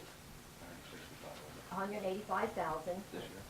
Well, you had the 20,000 that went into That was the last fall year. of the That was year, the last fall year. of the end of Yes. last year, that is Yes. correct. But I'm saying this year, 165 then this year. okay, well, wait a minute. I'm talking, you didn't Make hear my your whole, facts right. you didn't hear my whole statement yet, Okay. okay? If you don't interrupt me, please. Okay. Okay, so we put in $185,600, okay? In what? Into the MCC EDC, the Economic New Board, okay? So, what my point is, I attended the meeting on Tuesday for the dismantlement, and they had announced what their expenses could be, paying back the cities, paying back the fines that they have from IRS for failure to file tax forms, and paying off the rent of the building, et cetera, et cetera, et cetera, okay? And of course, they still have some occurring expenses because they still have the secretarial and clock and so on. But anyway, an estimate of the total expenses that they're gonna have are gonna be $47,202. That means this year alone, the county will lose $40,800 in that venture. Then, at the beginning of this year, with the transfer station, we hired a consultant engineering firm, B&G, because we were working at redoing Right. relocating the Yep. transfer station. We put this engineering consultants through the war. They worked weekends. They worked overtime. They changed it. They did everything we asked them to do. And ultimately then, by the decision of this commission, we did not hire them. Therefore, we got a bill for $204.44 down the pot. Then, we hired Mr. Jack Capel in February to do a survey about the transfer station. And we were told that survey was going to cost $5,000. Now, did we need a survey? I voted no, but nonetheless, we did a survey. The total bill was $4,885. Then he charged us $1,500 to give us the report from the survey. Total of, Well, we pay him for other things, it says that it was the transfer station report, is what it says on the warrants. Okay. So, then, I'm sorry, so I lost it, that's $6,385. Now, we also hired a consultant to do the playpan from McGrath.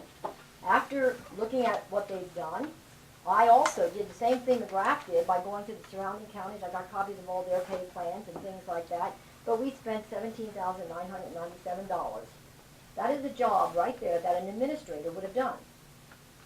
Now, that's a total of $95,386 that I'm saying is down the pot from poor decisions. An administrator would not have allowed that to happen. Now, those decisions were made out of stupidity. And I'm sitting right here too, okay? And I can see these dollars flying out this county as a waste. I would rather put that $95,000 into an administrator so we can go from stupidity to prosperity. Okay. You would be better off with the county engineer. The state. I've heard that too. The state is hiring engineers, level 2, between 70 and 80,000. And the one I looked at had 400 and some hits on it, people looking at that job. You cannot tell me that a county administrator is going to know about the road system. Our money is tied up in the road system. Yes, I agree The with biggest that. share of it. I agree Once with we get that. the transfer station built, you're not going to have no more engineering fees over there. And that's a new. And that's an a new engineer fee. could have been doing some of this, so I don't understand how you think an administrator that most likely don't know anything about roads other than numbers. Would you agree with that? No, I won't. Really? You know an administrator that knows about roads? I know administrators are exceedingly knowledgeable people. Now, they have maybe finer points of Some of them expertise, can be if they've been to school and got a master or bachelor's degree. and maybe that's what we'll hire. We have not. You said maybe, now that scares me. Well, wait a minute. We haven't even got applicants yet or anything. We're in the very premature stages yet, and a lot of this stuff that was in the paper about costing an extra $50,000 or the administrator needing a budget person and all this type of stuff. That's all speculation. That has never been discussed at this board. It's all just, everybody has a belly button, and that's an opinion. And that's all you're hearing is all these opinions. We need somebody that can make sure our biggest waste of money over the years has been out here on county roads. Millions of dollars spent. Yes, but that's a different subject matter, because I have tackled that one. We need somebody that's got road knowledge. You're not going to convince me an administrator's got that. Okay, well, I won't try As that. far, well, I yeah, won't it ain't waste your gonna time. happen.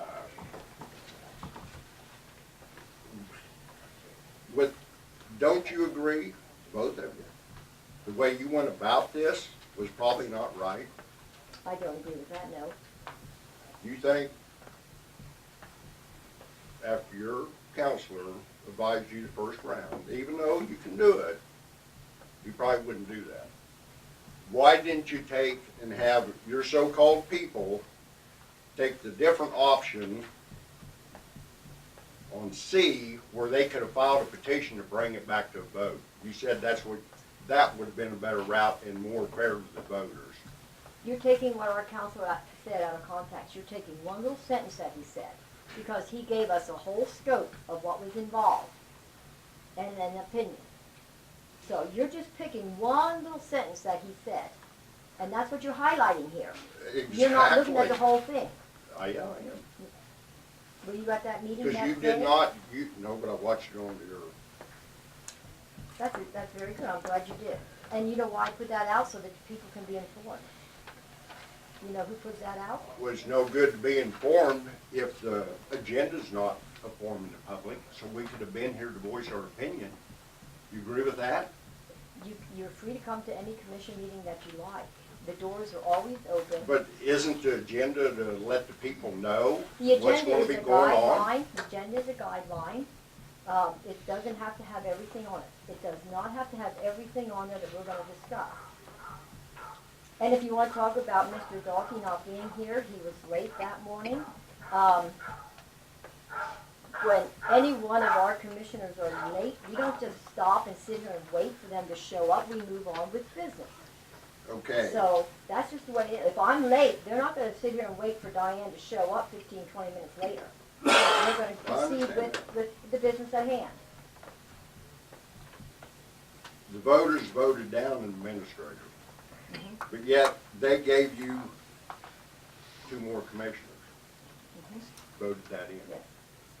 Why would you not have the common courtesy to wait until those 2 commissioners are seated? Because it is a process, and I believe the process and the timing is right. The extra 2 commissioners that we're gonna have will give us more representation for our taxpayers. And Mr. Darkey has expressed that several times, he hears that too. A lot of people feel unrepresented because we are stretched. 3 people are stretched really hard. Also the decision making and the experience that was discussed out here in the meeting. I'm a bookkeeper, he's a meter reader, he's a ex-banker. We're not engineers either. We're not engineers.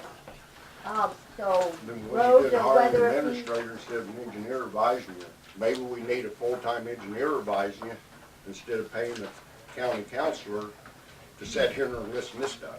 so can an engineer You then want to also talk do about a our waste of money? taxes? A waste of money is, I've sat there and watched a number of times, not to take nothing against anybody. But we've sat here and paid him for a lot of time that he didn't even need to be in here. Okay. Just because of all the discussion that gets brought up. You agree with that? No, I don't. Really? No, I don't. You never know what is going to be brought up and when we need legal advice. That is the purpose of having the council on staff. But there's a lot of times you just go on and on and on and on. Kind of like now. Exactly. Yes. But I get that way too, so don't.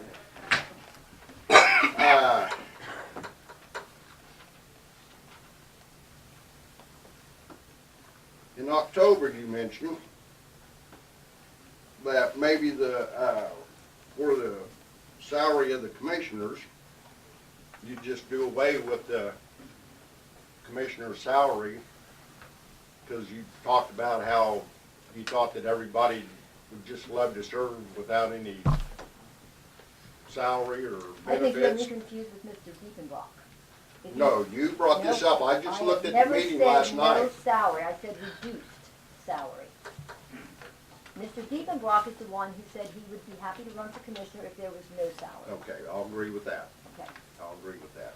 So, And I stand by that. We need to have a reduced salary. I'll say it again. and how much are we talking? Because I'm convinced that if you would have hired an administrator to start with, you wouldn't have got these 2 other commissioners elected. I'm pretty sure of that. Because they was giving you one or the other, is what they was giving you. So, why don't we make the vote today on how much we're gonna pay? Because I'm not gonna do that. We What, need to it's have. not on the we need agenda? No, I don't have information in front of me. That's a part that we haven't got to yet. Like I said, we're in the early stages. I think your question is rather, asinine, quite frankly, to ask us to even do that today. We don't have any information. We haven't put anything out. We don't have qualifications. We haven't discussed that yet. We haven't even got to that point. But when we do, I'll be happy to get that information out to you. I'm sure that'll be on the agenda, right? Maybe. The other problem I got, well, let me back up. Here a while back, you also, and I kind of agreed with it, made the comment about how hired employees knew what the job was and what the pay was when they got it, or applied for the job. And you got tired of listening to people bail or not being happy about what they was receiving after they already applied for the job. Does that, remember that? I do remember that. I said that. Didn't you know what the job was when you filed for it? I certainly did. And I'm not asking for another dime. In fact, I'm asking for a pay reduction when we get on the other commissioners. So what's your point? Point is, it ain't gonna happen, because I don't think either one of those two is gonna vote for that. Well, And that's I'll your tell you opinion. right I think now, it will with happen. with what the commissioners, when you looked, and I looked that up too, with what some of these other counties pay, why would somebody want to serve for a little, I mean, there's gotta be some incentive in it. So we're not saving no money by hiring the county administrator, I'm telling you, cause we'll end up spending more. Now, we always pretty much have a low voter turnout, agree with that? Yes, And you really think what happened is gonna help with voter turnout? wasn't the point. The point of hiring an administrator is not to get voter turnout. That is an individual personal preference. That's not what I asked. Do you really think how this went down, that that's gonna help with voter turnout? The public goes and votes, they vote it down, and then you just shove it down their throats, is what happened. That's, now let me tell you, that's the way a lot of them feel, that but didn't vote for the administrator. What about the people who did? What about the people who did vote for the administrator? What about the people who have changed their minds since then? Which is quite a few. What about the people who are gonna see the Did either one of you have results? any calls from anybody? Oh, yeah. Yeah. That I was did. against what you did? I had one. Mr. Vanocker had called me. That's the only one. Had the same call. Which one, who was it? Mr. Vanocker, Mr. Vanocker. is that how you say it? Yeah. That's the only call I had that was disappointed in my decision. The rest of the people, I have not heard anything like what you're saying right there. I have to tell you, Darwin, you know, the people in my district, and I try to stay in as close a contact with the public officials as I can. I don't know, can you stand behind that, Lou? The overwhelming theme of it is how bad this county needs an administrator. And I have to listen to those people. I mean, they're the ones that elected me. And so, you know, yeah, there's been a few that, yeah. And I'll tell you what, it's taken me a long time to get to the position where I'm at. Because I wasn't for a long time. We don't take this lightly. We're trying to do the best we can, be efficient. So, I mean, You know, and I've watched what some of the guys, some of the administrators in the city, what they do. I think Lou could agree that they would have an extremely difficult situation in the city of Hillsborough, probably the same way with Marion, if they didn't have Mr. Payne or Mr. Holter working on that on a daily basis with all of their departments and budgets and. Yeah, but I'll tell you what, if you want to bring that into it, City of Marion, when I drive around here, we don't have management of people, not on the roads. Well, Might in the office. Yeah, I can't speak to But that. when you got 7, 5, 6 people sitting there on a water leak and, you can't convince me of that. Well, I can't speak to that. So, anyways, but I just feel the way this got passed through, that it should be tabled until you seat the other 2 commissioners. There's nothing wrong with that. You should have some common courtesy for the 2 new seats for the county commissioners. That's all. I think if you would do that, it would probably ease up a lot of the voters that voted against the administrator. I really do. Just wait until you seek the other 2 to have the common courtesy. They gave you the commissioners, and there's a lot of them that said that if they would have known that you was going to do this, they wouldn't have voted for the commissioners. I'm telling you. You don't believe that? no.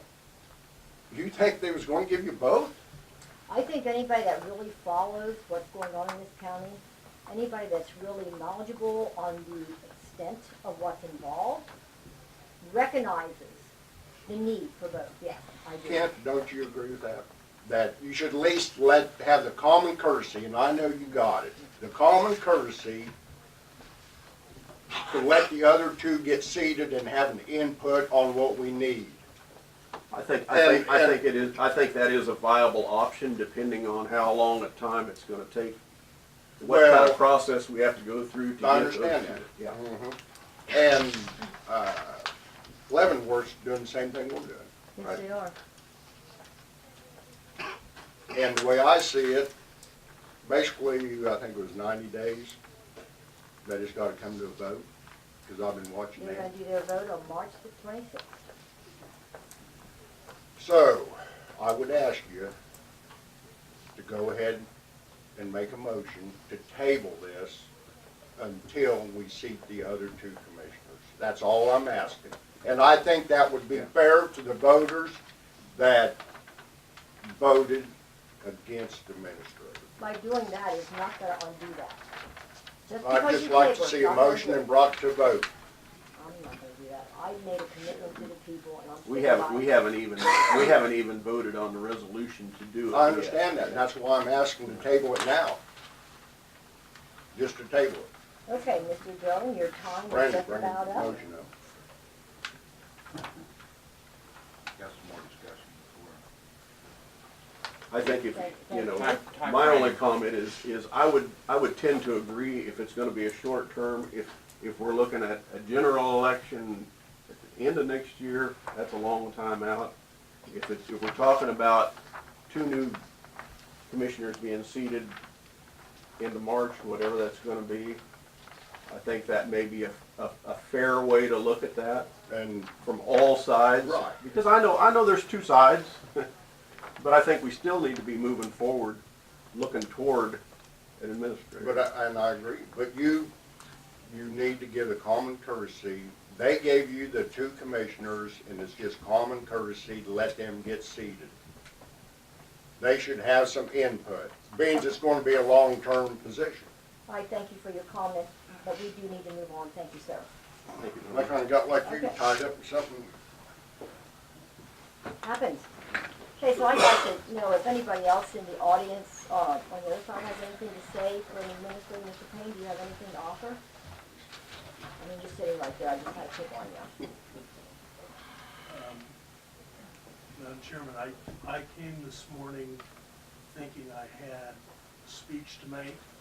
I'm not gonna do that, except for the fact that I really believe that there are things that are going on in this county that will be improved immensely by having a county administrator. And everybody in this room knows that I am one of those kinds of people, and I am prejudiced for that particular reason. I can see the things that you do that could be helped by a person like me. You know, what you had here a few minutes ago, you know, this employee evaluation or hearing is something that could have easily been taken care of by an administrator and staff, and then just looking at your agenda, what you've got at the end with employee evaluations, those are things that your administrator could be doing too, and you all could be doing the policy work that this county needs. That's all I really have to say. Thank you. Sir, you had your hand up. Dwight Fleming.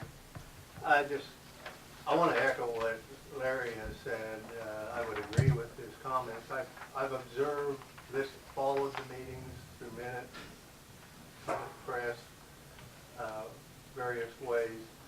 I don't expect the county commission to micromanage the departments. I also am not going to micromanage the role of you and say what you should be doing. I will express frustration in getting to the point where we had an election shortly thereafter. We had, you know, for the 5, shortly thereafter the administration position was brought up, passed, or, you know, and moved forward down the line. I support that personally. I think there's a lot that can be added because I have followed the meeting, talked to commissioners. I see a lot of administrative type things being done, which creates a difficult position for volunteers to fill. not I mean, they are paid, but you all have other things that you're doing as well. And if you look at expanding to 5, what will the other 2, what will be their background? How will you find quality candidates? I think that'll just be an ongoing challenge if we continue to add to the administrative burden of being a commissioner, because not everyone has the skills necessary to handle those administrative things. Thank you. Anybody else want to add anything? Yes, go ahead, Tracy. This is more towards Brad and Tina. It was my understanding from a previous meeting that if we go ahead with the election of commissioners, new commissioners in March, that will be decided by party heads. We got new information on that, Okay. so we'll be discussing that when we get to the bottom of the agenda. Okay, Yeah. so that's not possibly Well, correct? Well, Tina, you can go ahead and answer that briefly, please. Briefly. Yes, the parties will make their nominations for each of those positions, and it will still go to a vote of the people. The parties nominate their candidate for each of those spots, which would go on the general election ballot. Okay. They would also, there would be the opportunity for an unaffiliated candidate to file by petition, and there will also be a write-in on the general election ballot.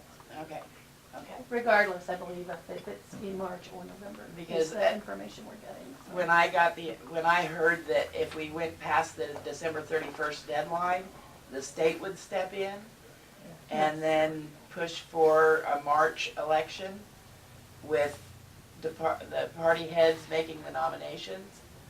That's the balance of power there is not the way I would prefer to see it. The parties make the nominations in lieu of a primary. Okay, okay. And If we do it in March, if it waits until November? Either way. Oh, really? Mm-hmm. But it's just a nomination. It still goes to a vote of the people. The old way, prior to the change in the law, The filing. was that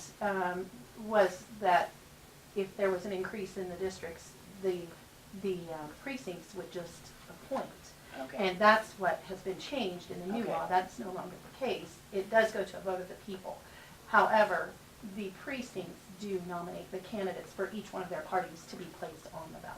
Okay, and did Through you a also convention. tell us that if they go in March, it could potentially be a $15,000 election? It could, yes. Okay. Mhm. Okay, I just wanted to be clear on that. Yes. Okay, does anybody else have anything they'd like to comment on? Javon? I would like to see an administrator versus an engineer, because our superintendents and supervisors should be qualified to be able to do those jobs. And we shouldn't have to hire someone all the time to do that job, because that's their job, I feel like. But I just think a superintendent, or a administrator is a better option, because also he can do some of the economic development also. And, I think that is another place that that money won't be going. And we could use that towards our administrator. That's right. So that money that we get back would also be it's money that we weren't counting on having.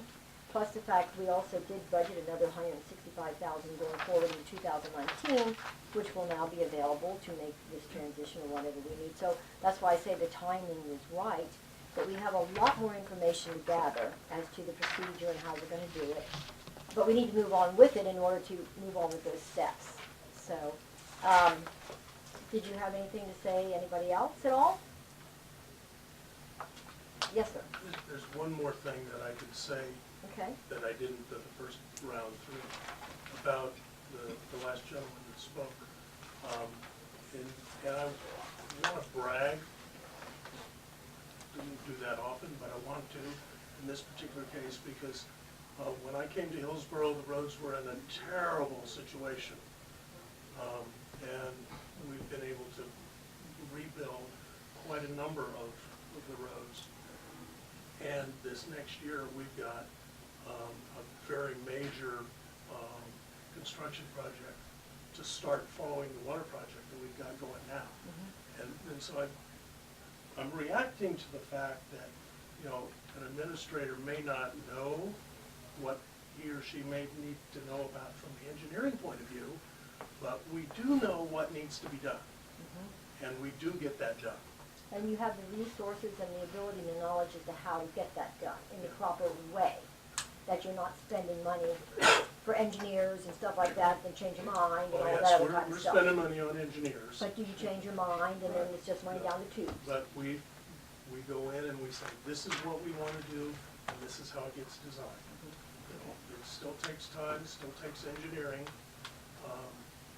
However, you know, we're getting the job done. And you compare Hillsborough 12 years ago to today, roads are much finer shape. Not because of me, but because of the work that we all do. I want to give Dale Dalkey a lot of that credit too. Okay. Sir? Paul White. I worked for over 30 years in a large international company with a plant in McPherson. The 20 years I was in McPherson, I was a department head on staff. I had responsibility for shipping, receiving, customer service, warehousing, production inventory control, data processing, transportation, and just to name a few of the things. I hardly knew how to do any one of those jobs, but I did know how to hire people that could learn the job, and I knew when those people were doing the job right. And my department was rated #1 of 7 or 8 plants in the country for several years. So a manager doesn't have to know everything. He doesn't have to, I don't even have a college degree. And all they gotta be able to do is know when it's being done right. And then let them do their job once they know what their job is. That's what you need out of a manager. That's what we need out of the commission. That's what we need out of the department heads, the way they manage their own departments. So I guess that's all I got to say, as far as taking his comments a step further. Thank you on that. Yes. Okay. Are you Yes. okay with reading or having read the comments that were submitted by the person that could not be here? Yes, there was one here in the mail, and then I also have several other emails that were sent to me too by people, if you want them all read. Well, it's only if they were wishing it. This individual was wishing it, they were not able to be here, and since you are accepting comments from the floor, I think I would, if you're okay with reading it, or... I'll be happy to read it. Total transparency. Mr. Dalton, do you have it in your hand? Right here. Oh, okay, thank you. Mr. Duncan gave it to me here. Okay, so this letter is from Patricia A. Nystrom, if I'm saying that correctly. And it says, Dear Commissioners, my husband and I were quite surprised when we read the newspaper following the last meeting. We were under the mistaken impression that you represent the people of Marion County and that our votes were respected and followed. We as a county voted against hiring an administrator. We believe that decision was made by the people for the people. If Diane Novak, who opposed the action, hired an administrator, did so after speaking with many constituents, I would like to know how she missed us. So many have missed us. We live in her district and heard nothing from her. Of course, we are not among her cronies, but maybe that makes a difference. I would like to thank Mr. Dalkey for his open person, being the one person on the commission who took the vote into account. When we voted the 5 commission to vote, it was passed. Drawing up new districts have been each of the commissioners representing the voters seemed like it would give the people more say in the governing process. I've read that you are concerned with spending taxpayer dollars wisely. This latest action definitely does not show that to be the case. How are the taxpayers supposed to pay salaries for the additional 3 people if we can't even keep up with the cost of living for the employees we already have? Please reconsider hiring an administrator. The vote of the people should be upheld. Sincerely, Patricia Newstrom. Okay. Sir? With that being said there at the end, I'd just like to ask you, Brad, is there there's also a rule that says that when you make a vote to go to certain things, their statute says that you got to do it within so many days on whatever if you vote on, or if you hire, like, I can't think of the statute right now, but it gives us, what did you say, 90 days to divide it until some of the statute was for the commission districts. But there's also statutes that when you vote on it just like for the dividing the districts. It has to be done within a certain time, right? Yep, on the districts. Okay. Well, is there any thing about the vote we took, even though you say it's a non-binding vote, is there any statute that says that it's worth something, or is it throwing it out the door? We just took it for opinion only. The vote, I think he does. Yeah, the vote. Took the vote of the public for the opinion only. Nothing I'm aware of, Okay. no, I mean, no. Okay. Well, it's sad that we do that, especially after your comment that you advised us that we shouldn't go against the vote of the public.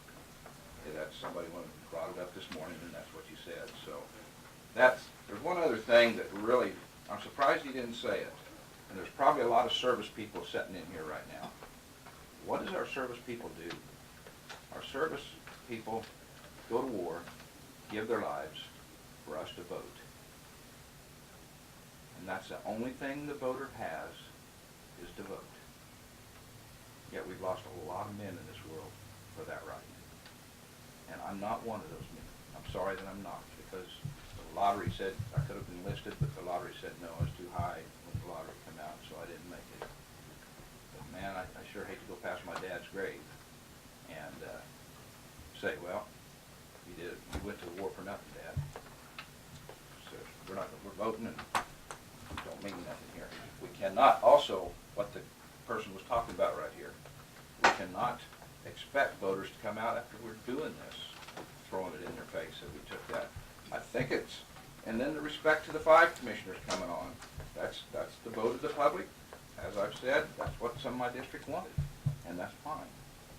But we should at least listen to them when they come on and do something there. We have things, and also, I've been on this commission before.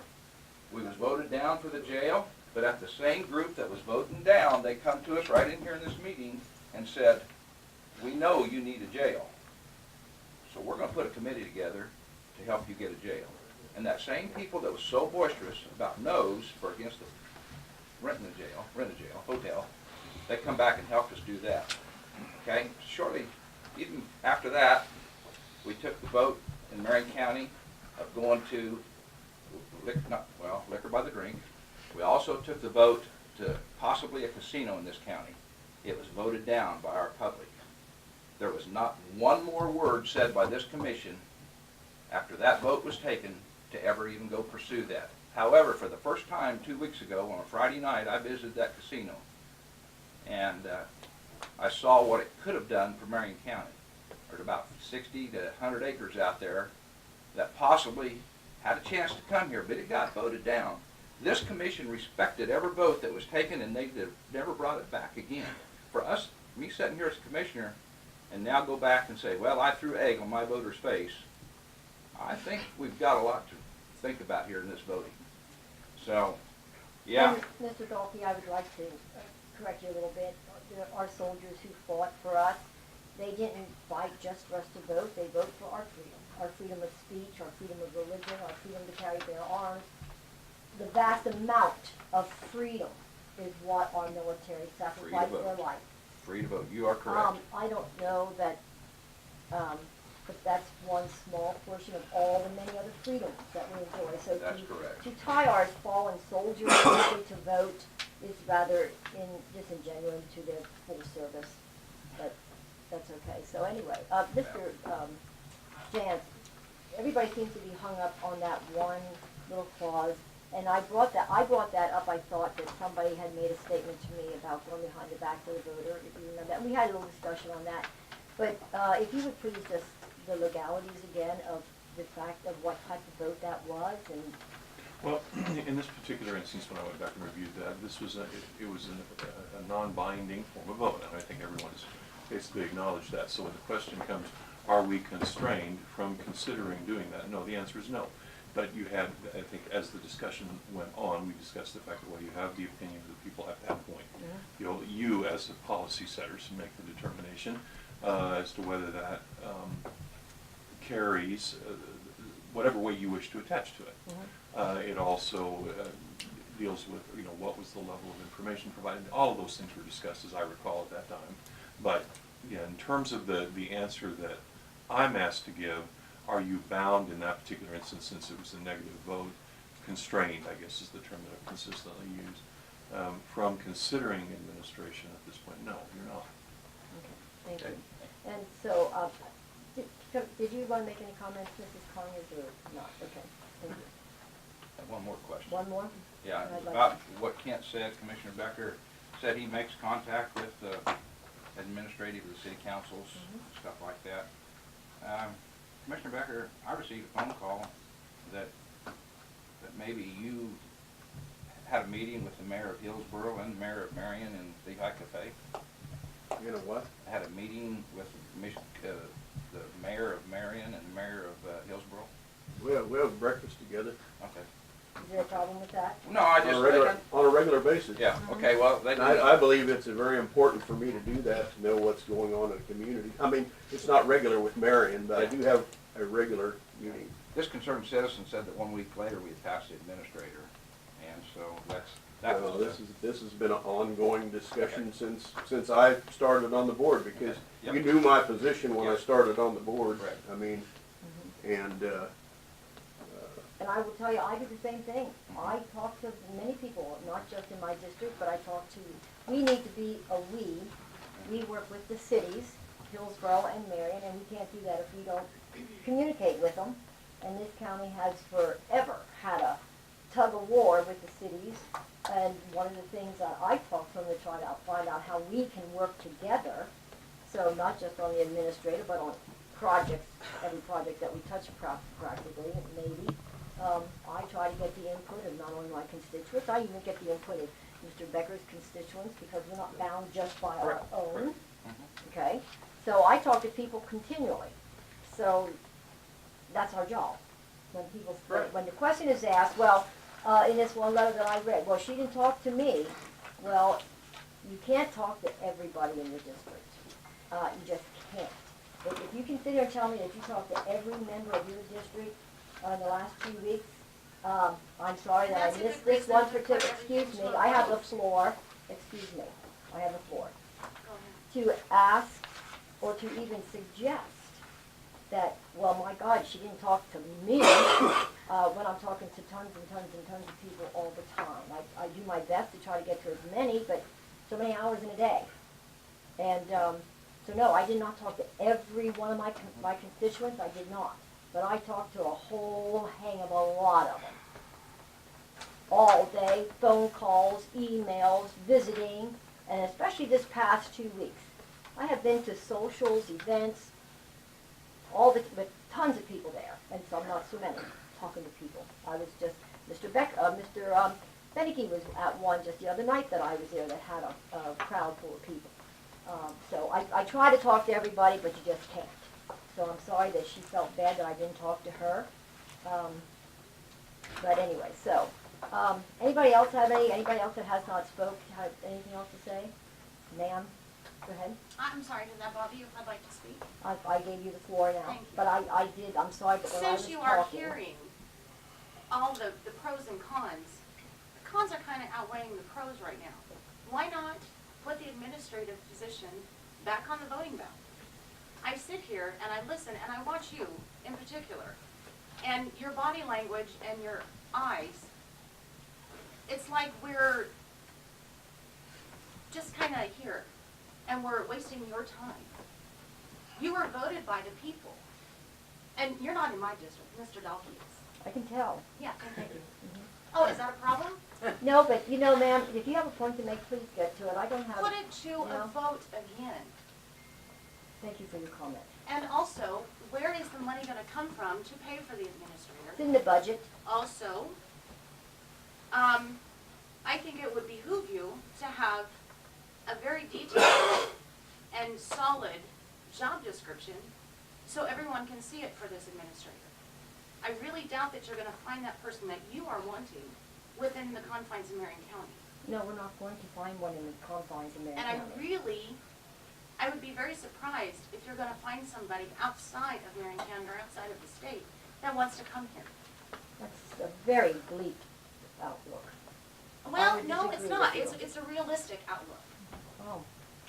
I don't share that outlook. I have hope for our county. I really Yeah. do.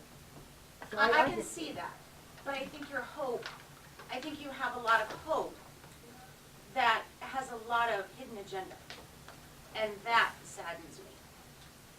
It would be nice if you could prove that, because I think you were wrong, totally wrong. My It's my only agenda is for prosperity of Marion County, to correct a lot of the fallacies and a lot of the errors that have been made, the wasted tax dollars, and I'm going on here now.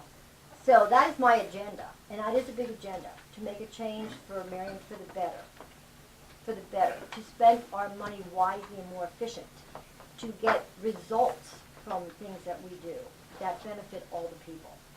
Well, we have tons of changes to make, and we're just spinning our wheels. We're doing the same thing today that we done 14 years ago, 12 years ago, 10 years ago. We're doing the same thing. I know change is hard. I don't Nobody think you likes were that even in Marion change. County then, so why are you talking Yeah. about it? You wasn't even here in Marion County 14 years ago. I can read, I go back in the records and things, I talk to, like I said, I just talk to people, and I can see what's happening, and the reports and everything are out there that we're going nowhere. I mean, the information is out there, anybody that wants to check it out, and we're decreasing in population, that's a known fact. Why don't you just do like you criticize every employee, just so- keep going. Okay, well, it has become now a personal attack, so we're gonna move on.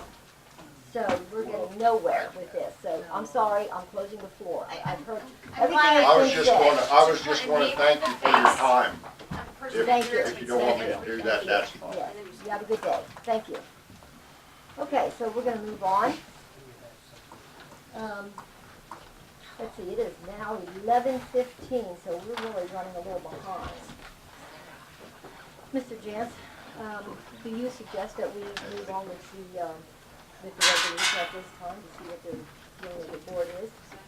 Or if you want to go ahead and try to get back on with signing with the agenda, since these folks are waiting, you can always move it. Okay, all right, then we'll do that and keep everything going. So we will come back to this subject, right around after Sharon Olmsted is on the agenda, so we'll come back to this subject, okay? So don't go away, anybody that's interested. Jesse, you're next. Please take the seat.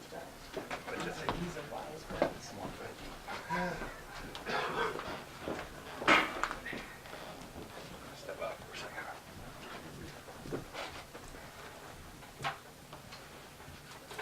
Good morning, everyone. Morning.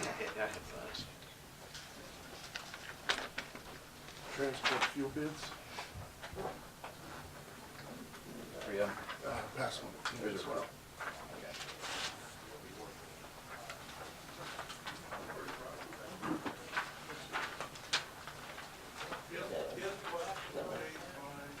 And this is all or none. Yes. And then, of course, you have the low bid right on the top for us, which is Epps Service, so I'll make a motion to go ahead and accept the transport fuel bid from Epps Service in the amount of $18,063.10. Second from Randy, all in favor, say aye. Aye. Thank you. This is the last transfer of the year for Road and Bridge to special equipment. Okay?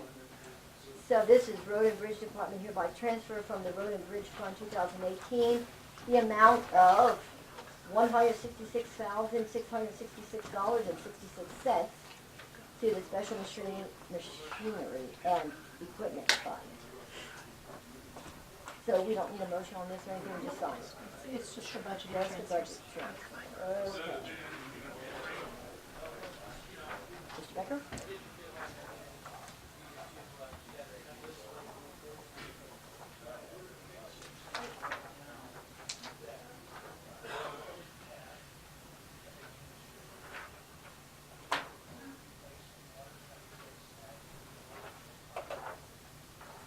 Get this.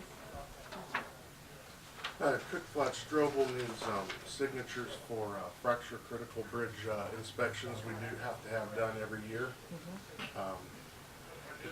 The total is on the front page there, Diane. $5,500? Yes. Okay. All righty. So How that many is, have been there this year? There's what was the question? Yeah, been there. 5. 5 of them. 5 of them. And they're all by number, so I don't know if you know what number 20 or 29 is, 70, 145, and 182. Those bridges, and the total amount is $5,500. So, okay. Is any of these, Jesse, capable of tubing yet? Yes, I think, I believe 2 of them are, for sure. And these are the ones that, we say just from guessing, they're $1,000 a piece, not $750, one's $2,500. At 145, 2,500, the rest of them $750 a piece. But some of them, at 2,500 must be a whole bunch of extra testing and things like that. All of them, kind of just depends on the size. All of them have to be inspected within arm's length, so the bigger they are, the more they gotta cover. They gotta inspect it by touching every part and seeing it. Sort of wish to try to get those off that so they didn't cost you the big ones to cost down. Is that good, Tina? Yeah. Yes. Anything else, Jesse? Yes, we approved, or you 3 approved that last week. We just forgot to sign it. I just see if we can get the bottom of that signed for crack sealing with Circle C Oh, yeah, for paving. $12,000. Yes. Okay.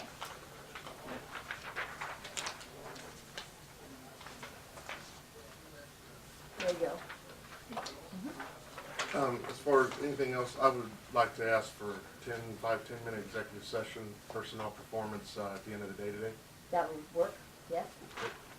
So I will put you on here, you gonna be down close? Yeah, I'll have to We're running be. late, so I Yeah. don't know what time it'll be, but as soon as we get I'll there. try to be around for the last Okay, item. you said 10-15 minutes, did you say? 5-10 minutes. 5-10 minutes? Okay. Gotcha. Appreciate the fact that you're willing to go on the back side of the agenda. You're welcome. And I will also tell you that I did have several phone calls from people this week about the rock that was thrown in the road, very appreciative. Okay. And I had some people ask me to let you know that they appreciate that, so keep in my word that I would do that. Okay. Anything else? That'd be it.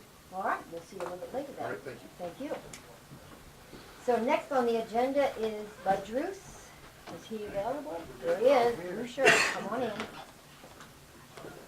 So in your packets, you did have the transfer station's tonnage report and the recycling report.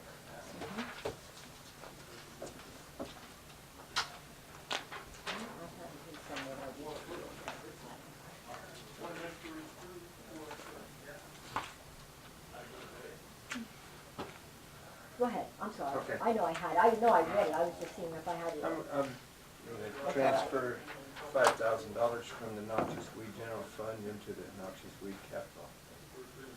Okay, yeah, it says, the noxious weed department hereby is transferred from the 2018 noxious weed general fund, the amount of $5,000 to the 2018 noxious weed capital outlay fund. Okay?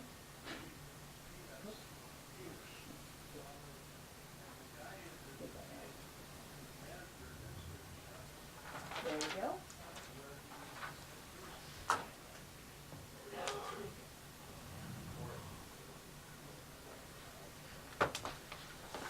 And if you guys don't have anything else for me, I'm done. Catch up with you. Wow, awesome, we can catch up a little bit now. That's all I needed to do. Okay. Tina, will you make a copy of that for me? Yes, I will. Thank you. I'll put it, yeah, in the box. Thanks, Luke. Thank you. Thank you, Bud. Yeah, you too. So if we go into the 5-member commission discussion, I wonder if that's gonna take, should we jump, is Sharon out there?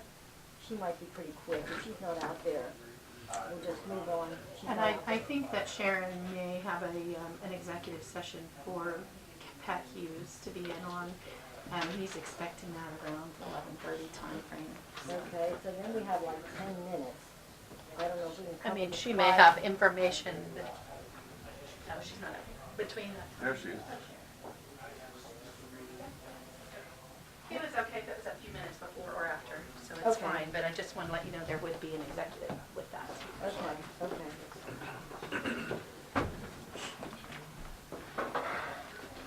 Good morning, Sharon. Good morning.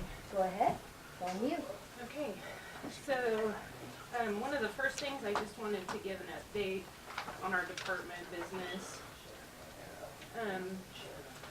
Did you receive the totals in your board packet, I There was a summary. Yes. a Yeah, summary. yeah, Okay, okay. very good. If you have any questions about any of those items, or if there's any information that you would like to have, please let me know. Okay. I would like to also ask if there are any other appointments to the planning commission board. Diane mentioned last week that she appointed one for her district. I hope to have an appointment by the last meeting, Okay, which will be next week. okay. Do we have a meeting on Monday the 24th? No. No. Now, I don't know if you're wanting to meet on the 26th. We're gone the 24th and the 25th. So you could potentially, if you wanted to have a meeting on the 26th, you can, but Well, we probably might, depending on the 5-member board, we can hold off on making that decision a Sure. little bit, but I think, okay. So, Is that the only one that needs to be filled in? No. Yes. Well, yeah, the only one that is expiring. Yes. And her, she was willing to serve again. Yeah, I just. Yeah. I it just haven't needs heard to be from her. a Yeah, I haven't heard it from her yet. Okay, yeah, That's, yeah. and she's supposed to be around tomorrow, so. Okay, very good, Mhm. very good. anything else? I also need to request an executive session for attorney-client business. And we had just discussed that, I think Pat Hughes is waiting to talk to you. Okay. Because if we go into these executive sessions, let's see. So he said it'd be a little after, it could be a little bit after. Okay, that would be fine. So, I mean, I've got most of the day, so the 5-member, depending on the discussion that we have there, and, but that's fine. So, do we want to go into executive sessions now? We still have people here who are waiting for to see what we're going to do on the resolution. So we have 5 minutes. Can we go ahead and discuss that now, or what? And then start entering into executive sessions? And then go into the 5-member commission. Let's go ahead and do that. Okay, then we can get that off hanging here. And then after that, we'll go into executive session with Sharon, because you should be right around that time frame. Okay? Okay. Okay. So we do have a resolution to proceed with the hiring of an administrator, provided to us from our legal counsel. So with all the discussion and everything that was going on today, I realized that we had some people opposed, we had some people for. You're gonna always have that, opposed and for. This has been a subject matter that's been going on for a long time. If you remember last year, we brought it up. And at that time, Mr. Becker, you were not willing to go ahead and go through with us, and you decided to let the people make the decision, which was fine. But then you made a special point of putting it on the budget again for this year. Yes. And I spent quite a bit of time talking to people, thinking about this, discussing it with legal counsel, looking at all the facts and things going on within our county. It is my opinion that it is, as a responsible commission, to do justice as far as to our taxpayers, that we need to move on with this. You're not gonna make everybody happy. And the squeaky wheels are always the first to come and give out their disapprovals. But I think the vast majority of the people want this administrator.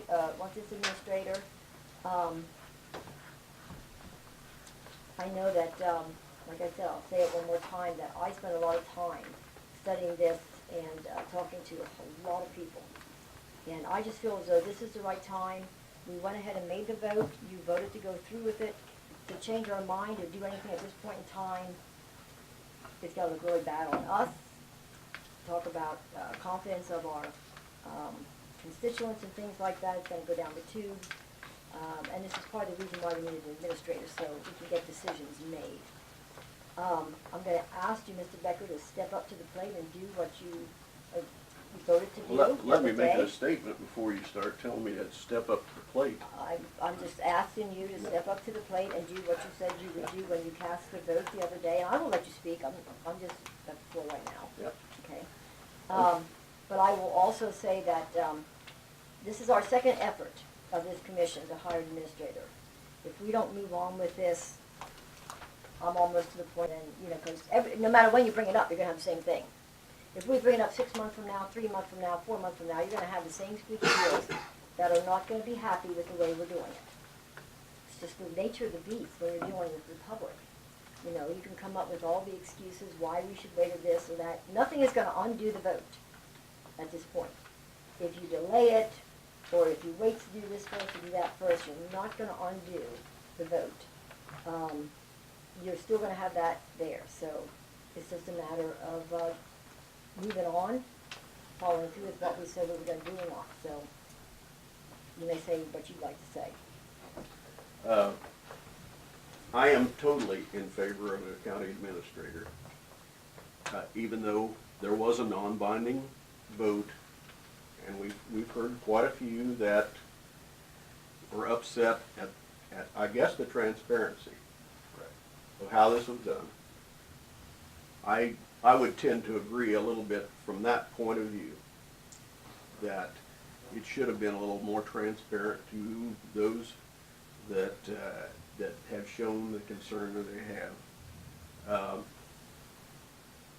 I still, like I said, I'm in favor of a county administrator and believe that we need to move forward.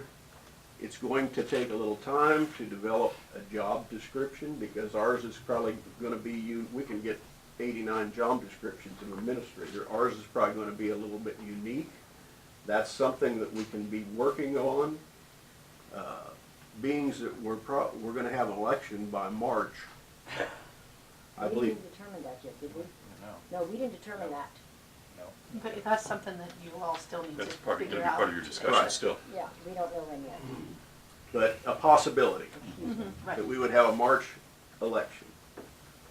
It would be nice to have the 2 new members involved in that discussion. And I think that most of our constituents would probably agree that they would like to have those 2 new members involved in that discussion, even though I'm totally in favor of it. I know Diane's in favor and Randy's not.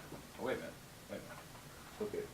You said it first off, Ken, just steps, and that's the public. What Right. you first said, that hits it. Now, I know in my heart that sometimes people that help us can help us, and I'm just gonna say that right now. So, Sure. I'm not totally opposed to it, Sure. except for things that we. And and I want to represent my district, what my constituents want, and they're leaning toward an administrator. I don't think that they mean for us to have an administrator on board January 1, because that's impossible. Just getting a job description that fits Marion County is going to take some time. Irregardless of election, I would make a motion to table it till the end of March, revisit it and then be able to if we've determined by then we're not going to have a general election that's going to be done by then, I'd say by no later than that date we move forward. I'm not willing to wait all year, but I am willing to work with the people that have voiced some concern about how the vote was handled and the type of information they received. I don't think we're really slowing down the process because of the amount of work that's going to be taken to determine what that job description is going to be and where we're going to be looking. And we've got a resolution that we can adopt at any time. Doesn't have to be today. Well, in the resolution, I know you Go ahead. the resolution actually includes the job description, and I don't believe that you have discussed what the job description will be. Right. This is a template. I mean, it's a good general. I got a number of them from different sources last week, finally, and they are as different as the jurisdictions that have adopted them. Because again, if you, for example, the discussion today involved even certain duties of economic development. Some administrators are involved in that, others are not. There's a lot of pieces that you can put into this, and that's completely, as policy makers, your choice. This today was to give you a starting point, because it's kind of like redistricting. Where do we begin? And it creates the position, and then it sets the general standard, and you're right. Many of them still have a more detailed job description that gets incorporated into that resolution by reference. So all of that can still be done as you see fit. But just for clarification, yeah, there is the way this one is written, it's just 2 pages long, but it does have the generalities of what the scope of the job is, but that's as far as it goes. But wouldn't you like to see a job description on there that fits us instead of a generic? When I made the motion was very specific, that in creating the position, we utilize a national agency to help us do that.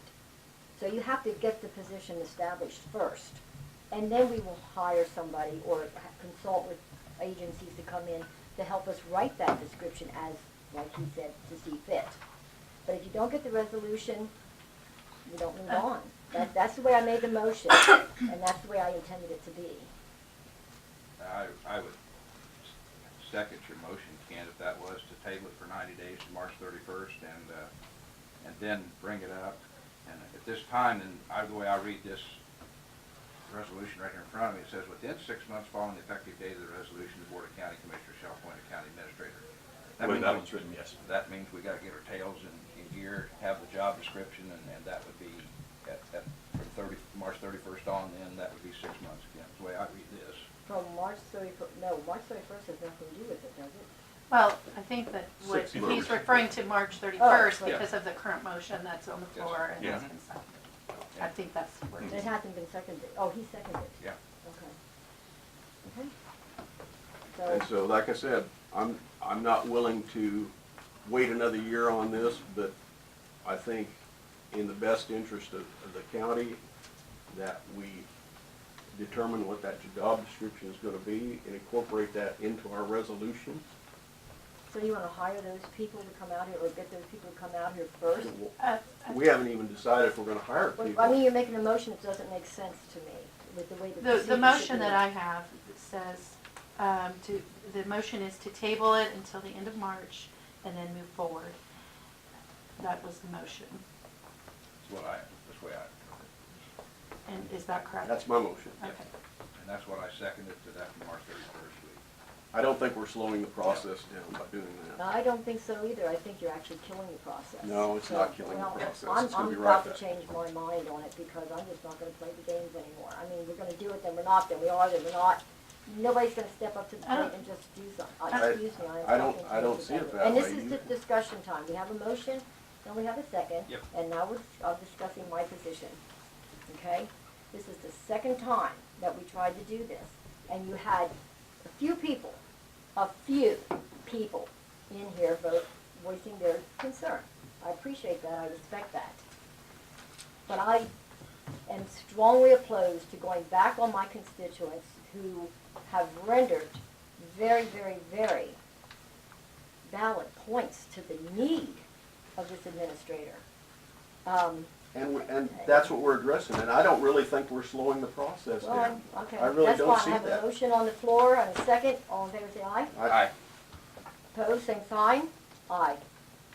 Guess we're done. Is the intent to put this on the agenda so that you Correct. can develop the job description? Yes. To incorporate into Correct. the Maybe we should have resolution? known that before we voted and all that stuff. Well, Because That's what we've been talking you about. just read it. You just read what the motion was. What did you Yes. read? I said it was to table until the end of March to move, and then to move forward. That's what the motion was. It didn't Right. say anything else. There was no Okay, intention. may I say one thing? Say one thing. Okay. When you made your motion to, and passed to hire the administrator, Mhm. the way the motion was written was that you would use a national firm to help in the hiring. No, it says the creation, the motion said the creation of and hiring of an administrator. Okay? That's what the motion said. I think I probably still have it here, Okay. but it's also in the minutes. You did put it in the minutes. I wrote it exactly the way you had it. Okay, But I can find the minutes. It's here. okay. It's just a matter of, if you're gonna have a planning session to develop that job description specific to Marion County, and you have lots of examples and you have your counselor, I don't know if you necessarily need it. Well, that's what the How- motion That's why I was. think it may be a, Okay, so do you Extra know of expense we don't national need. firms that can come I and do know of tell several, yes, you I how do. to? I have of several, Okay, yes. I do. okay. be nice to know what they're gonna charge us, so. We haven't even got to that No, point. but- I mean. But Okay, it would be that's okay. stupid. I wasn't trying to cause an didn't- argument. I I did not just call was and ask under it the, twice That's okay. because we didn't get to that. I was just under the understanding, or it was my impression, that the firm was to be a hiring firm to help you search for candidates. Okay, let's see, I think you wrote it on here somewhere. Okay, Millbrook moved to approve a resolution. I approved the resolution Yeah, but already. there That was we no didn't have it. I got it. resolution. And At that create, time. to create the position and hire a county administrator under the supervision and direction of the Board of County Commissioners, utilizing a National Professional Recruitment Association for this process. So it included both, was my motion. And Okay. that's why I said to you, when I handed it to you, I wanted to make sure. I understand that. That Just the way it was it was written. written. A recruitment firm usually is about hiring, looking for people and hiring. So But, and the ones that I talked to, misunderstood. they do also help in the writing up. They do come to the county and they do analyze what we want or what we need or discuss with us and so on and so forth. And then from that, make up the job description and so on and so forth. And when we approve that, That then is they- part of your that's all part of the package, yes. And all we did is just put that off till March 31st to start. That's what the motion said. but Plus, we that's- also have quite a bit of expertise right here in the county. That's not what the motion said that you seconded. So you want to go back and change everything now or what? I'm not gonna go back. Okay, well, let's move on, then we're done. So, okay, so next on the agenda will be Sharon, I guess if she wants to go into executive session. You would do that before you, Yes, I do. Because we have Mr.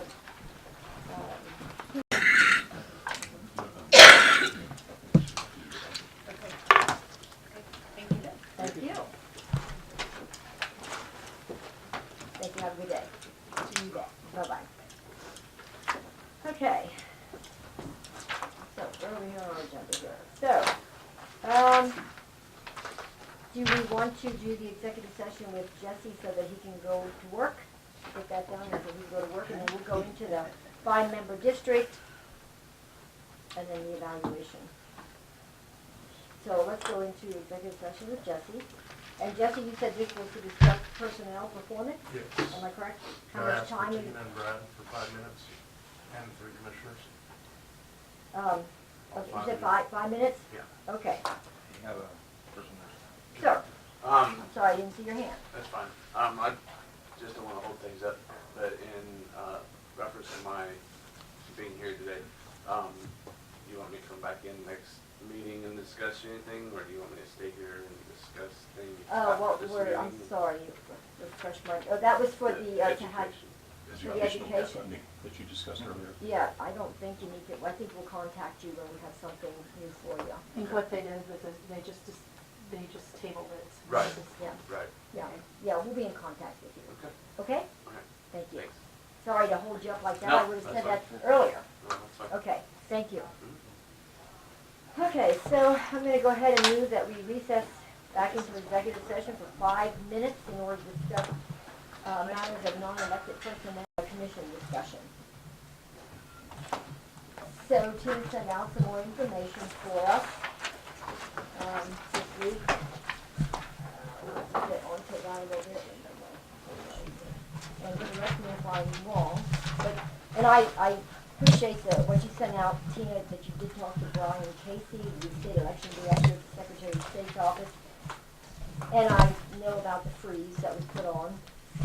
So in essence, unless the county councilor can be able to defend getting center township, we should not. Yes, that's probably the best answer I can give to that, and it's not so much that I like the split, I still do. The problem that we have is one thing that's kind of absolute is being able to have some objective standard that we use for the populations, because that's how we're splitting this. If we have, I should say it that way, something that gives us a consistent and reliable indication of what those numbers are, those population numbers, when we split a township, then fine. I have no issue with it. I like the way it laid out. It met all our other requirements. Seemed to be well within what we would consider standard deviation in terms of numbers. Where the problem came in is that split and not necessarily having anything so far, and that doesn't mean it doesn't exist, just in the course of the conversations. Anything that indicates where we got that from, consistent with what we did for everything else with those numbers. If we've got that, and I know in the one suggestion there was the potential for when they've gone door to door and done the census for an LMI study, I guess we could even try that. But I want something that if we have to stand up in front of a judge, in the hopefully unlikely possibility that someone chose to contest this, we have a plan. This is how we did it. These are the numbers we used. These are where they were derived from, which was an objective source. They weren't imputed, they weren't assumed, because that's usually one of the places you get a gerrymandering issue coming from. So that's the reason for the extended discussion once again, unfortunately. I'd love to say we're in good shape, but that concern I have similar to what Tina raised initially in terms of how do we come up with those. And I appreciate that, and I respect that, and as a matter of fact, I think that solves a lot of our problem, because it's pretty well known that the two cities don't want to be split.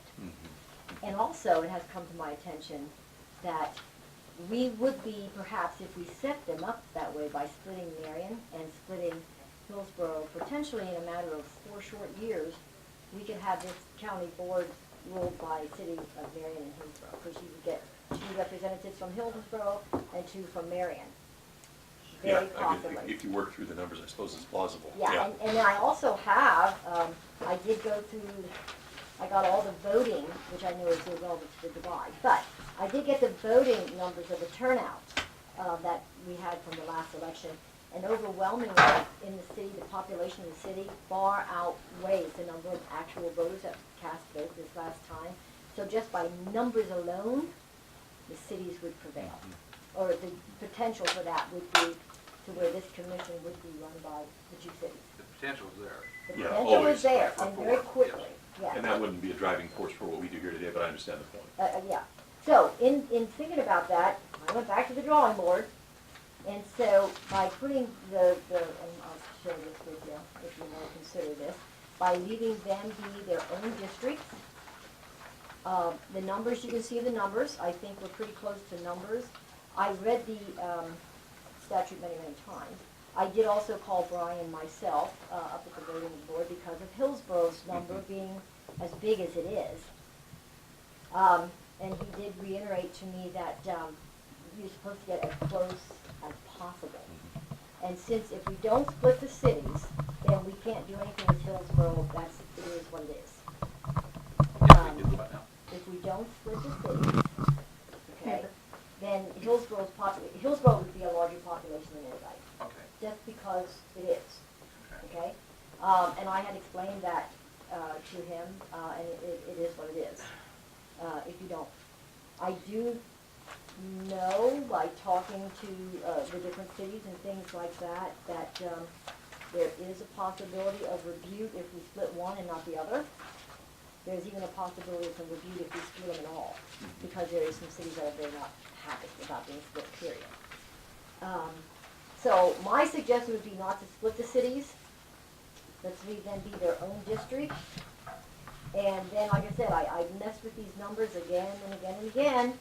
And if you'll notice, the number of District 1 is the only one that, okay, well, District 5 would have 2267, District 3 would have 2275, District 2 would have 2257. I think that's reasonably close, very close. District 1, Mr. Dawkey, would have approximately 80 more than anybody, which would be 2337. And then, of course, Hillsborough. I don't see. Just to be clear, though, the center north-south split was not okay. That's right. You could still potentially split on precincts if you wish to. Right. Okay, I just want to make sure that that was clear and it That wasn't is, yeah. misleading the way I No, gave it to you. that's correct. Okay. I fully understand that. Okay, thank you. So it is my recommendation, and I did go through this right here, like I say, as far as the numbers are concerned, I think we're very close. The districts are very close. Yeah, here's my numbers on the voting populations and the percentage Hillsborough that actually were actual people that came out to vote. East and west in Hillsborough, from the rural, you had almost, on the west side, 67% of voters came from Hillsborough and only 45% came from the rural. So, like I said, that would definitely outvote anybody from, so I was just going back to the potential of the two cities, if you divide them. Right. Because they would have two representatives. So, this is my proposal that I'm presenting now, so that we can, and like I say, both of the cities are very happy with this. They both said this right here would definitely put any type of litigation or anything like that to rest. They would not. And like I said, the numbers are, So we're not splitting Hillsborough at all? no. Well, in this proposal. Right. And Hillsborough, talking to the Hillsborough representatives, they don't want it to be split. I mean, because I asked them, what is your priority? And they said, number one is not to be split. But if Marion's going to be split, then we can be split. We'll go along with it. But Marion says the same thing. If they're going to be split, then they want to be split. So they're both going to be split, which means you're going to have good possibility of the 4 people on the commission. So, to alleviate that, and to alleviate any possibility, and to make everybody happy, I just think this is a fair and reasonable. I don't know what you think, Mr. Jantz. It's certainly plausible, Brad, so we have some people that would like to know whether you get a chance to speak Well, or not. yeah, I'll give them a chance when the time comes, Tracy, I'm sorry, but right now, I'd at least like to get a chance to present what I'm presenting. Okay. Okay, so anyway, this is based, I'm sorry, Mr. Jantz, I did not hear what your answer was. I was just looking at it, and I'm just kind of digesting this now. There is so little you can do is if you leave the cities undivided, because you're right. It's a matter of fact that Hillsborough has the largest population base within its jurisdictional limits, and that is going to deviate. That one is going to put them about 500 citizens above the next highest, a little more than that even. That's a little troubling, but I mean, there's also a logical reason you're doing it. So your blue blank there, is that just Hillsborough That's City? just Hillsborough, that's just Hillsborough, their city limits, that's Hillsborough, yes. I know it's exaggerated, but Okay. yeah. If you're staying within city township boundaries and not splitting, you would probably want to use your 2017 city township numbers. I went both ways. I have 2 of them prepared here. One is with the 2017 state certified population, which I used that because that is what Leavenworth is using. And I spoke to her as well as to what they're doing there. She said that it's only, reasonable, and that's her opinion. She did speak highly of Tina, but also in the conversation, but she said that it just makes sense that you use the most current numbers, and they're using the 2017. So I did one with the 2017, I did one utilizing the 2010. The bottom line, the percentage is just about the same, give or take a little. I mean, so whatever number you use, it's not going to change much at all. It deviates by 30, 40 people. individuals. Yeah, that's right. I mean, it's not much. So whatever number you want to use, that's okay. The way I figured it here. Even if your one handed me here, the only one I have from you today. Let me see if that's, which one do you I don't, have? district, well, the first one. That's the 2017 certified. Yeah, those numbers Yes, are 2017. So what I'm getting at with, even with this one, I was at 15% lower than the high, which was Hillsborough before, Kent's district. I was at 15%. Now it looks like the difference would be to 18, 90, almost 19% between top and bottom and top. So it's only 3% increase from what we looked at from before. what we started with. And the idea was to start with either to stay in townships or until, but we knew that Hillsborough had to do something. And I will also tell you, and this is just for information, on Leavenworth, they are between 20 and 40% in their Difference. population. And I had never asked them yet because I didn't know how far along. And she's comfortable with that. She says that because that's the best they can do. Yeah. So for us to be within 18, 19, whatever we are, is, in my opinion, And workable. Marion seems to be comfortable with this concept? Yes, they certainly do. They have a copy of this. They are very comfortable with this. Hillsborough has a copy of it. They are comfortable with it. Yeah. this one right here is the 2010 number. This, I don't know if you all have it, but this is the 2010 numbers, this is the 2017 numbers. Which one do you have? Which one do you have? The, That's the 2010, so you need the 2017. Yeah, the only reason you would need to go with 2010 numbers is if you're splitting in precincts, if you're splitting the cities, because that's the most recent data we have for for that. that. Okay, so like I say, that this, whatever. But anyway, I just want you to look at that and see what, and in my conversation to everybody, no matter who it was, even with Brian and, what was her name? Oh, Janet, yes. The population is number one priority when we're grouping. As far as the grouping, most of our districts, well, all of our districts would pretty much stay the same, except for 2 cities. Well, of course, not Lucid Lake. But, I think you just can't move down and picks up Gosel in that yes, area. and I had to do that And for Wilson, numbers. yeah. Yeah, I had to do that for sure numbers. So, and time is fleeting. So that's just what I have. I don't know what anybody else thinks. That's my latest and greatest. I guess we've got people that want to input. Well, I will, yeah. Well, she said her question, she kind of withdrew it, but I was wanting to let No, everybody I look didn't at this withdraw it. I first. said I'm gonna forget if we don't hurry up and get to me. I'm old. Oh, you're not really. What is your question, Tracy? Okay, apparently it was discussed about the center, north, and south after the meeting, Yeah. that well, Tina came up with some, no, I'm not questioning that. Okay, I'm saying Tina came up with some information that made it different. yes. Okay, so I wasn't privy to that. Can you explain to me why, is it not along a precinct line, along a township line? Center, north, and south are not split.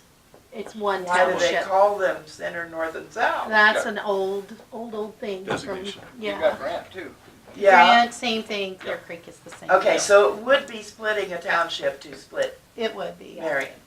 To Okay, No, not to split Marion City, but to split Center Township. It would split a township. okay, And it but, would split a precinct. But okay, yeah, we would be splitting them in order to split Marion. That would okay, be the purpose of splitting them, Tim, yes. okay, and then the other thing that I have, well, of course Hillsborough and Marion think that it's perfectly fine to have their own commissioners. They're not gonna tell you, no, we don't want that. The opposition is gonna come from the smaller cities, who feel like Hillsborough and Marion already have the lion's share of the representation through voters, population, whatever. But what can we do about that? Well, and that's, I'm not proposing a solution. Okay. I'm just saying, be prepared. Well, just like what we experienced here earlier, Tracy, you're gonna have the people, you're gonna have it. Absolutely. But we have to make the I've been doing this decision. for 12 years. Yeah. You're gonna have the people, You're gonna have okay? it. But Go ahead. you have to listen to them. There is a response, and it gets outside the realm necessarily of what I do legally, but pragmatically. And that is that it cuts both ways.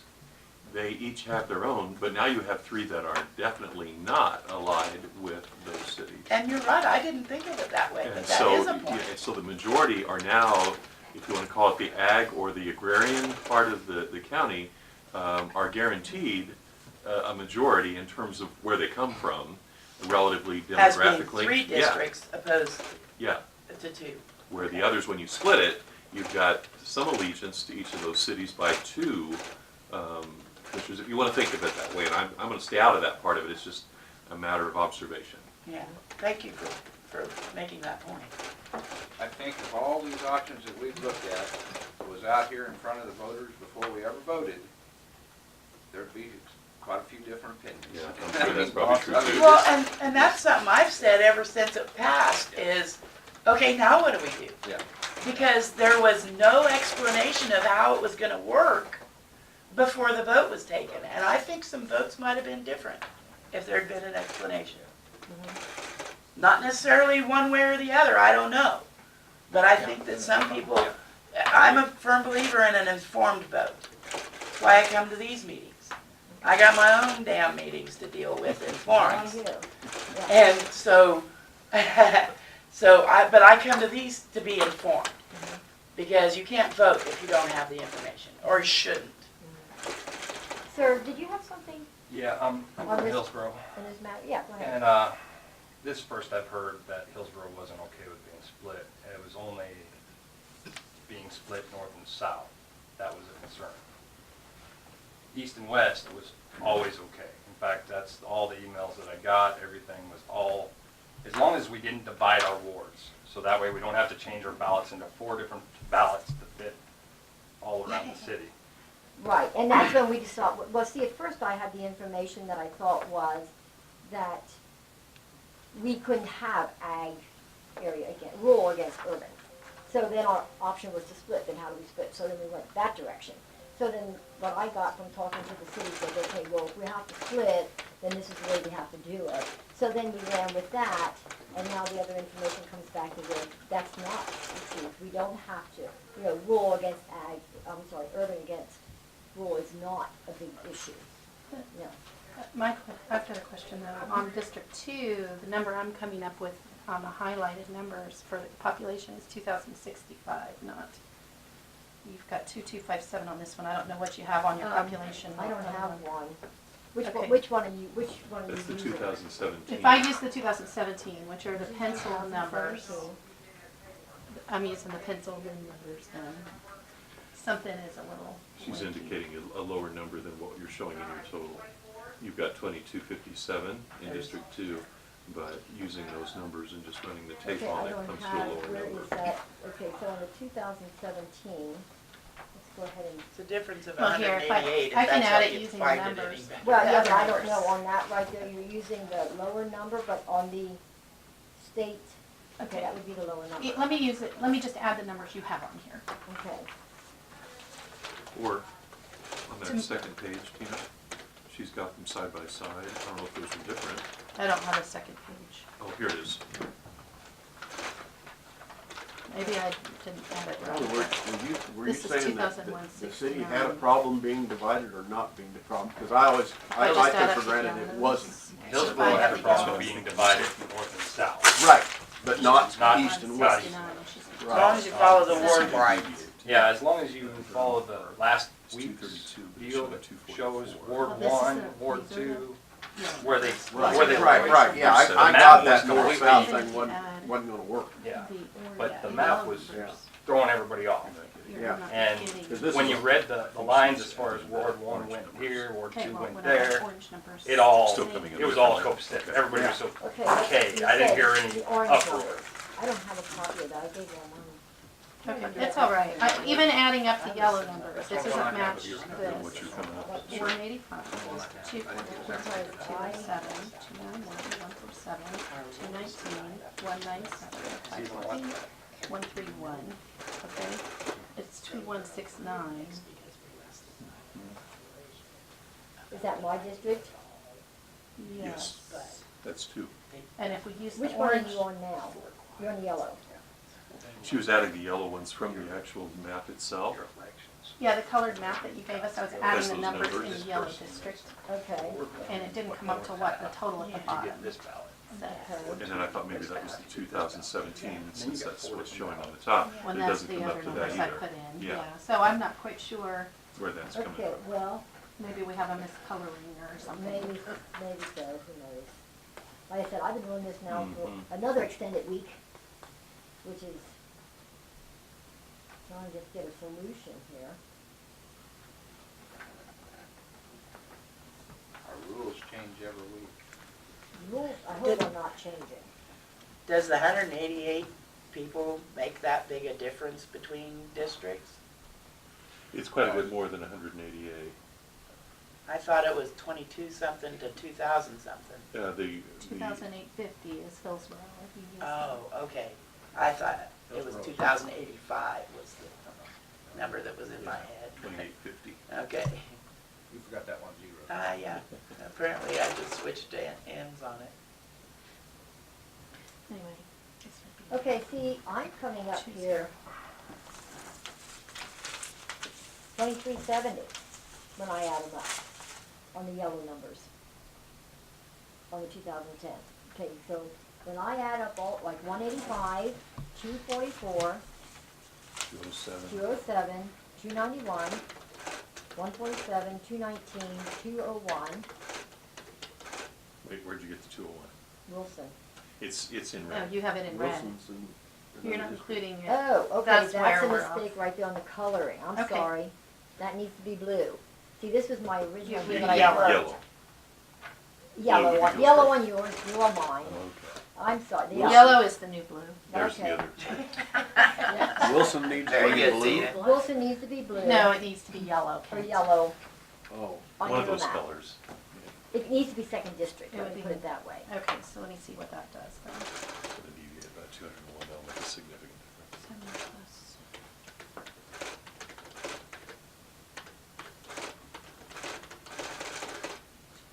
Two.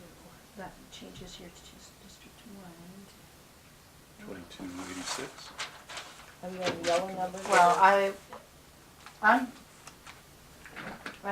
was planning, I mean, I think that if you're not splitting cities, isn't it your wish to go with the most current numbers?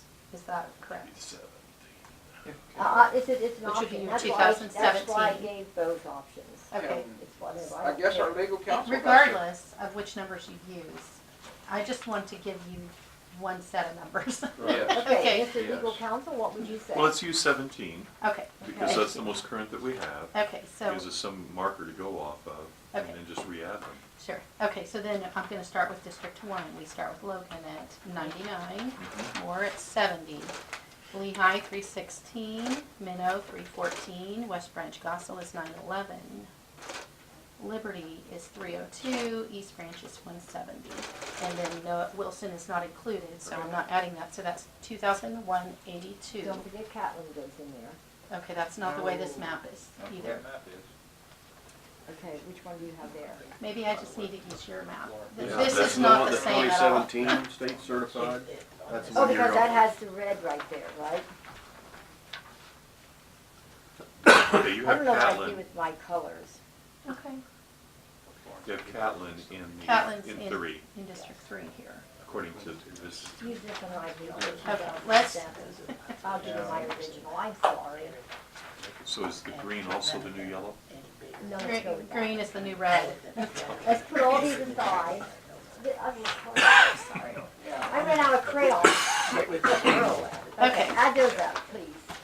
So this is a different map than Yeah. what you have there. Yeah, okay, Yeah. okay. Well, it's the same, but, yeah, I messed up there. Okay. Go ahead. Okay, so, Uh,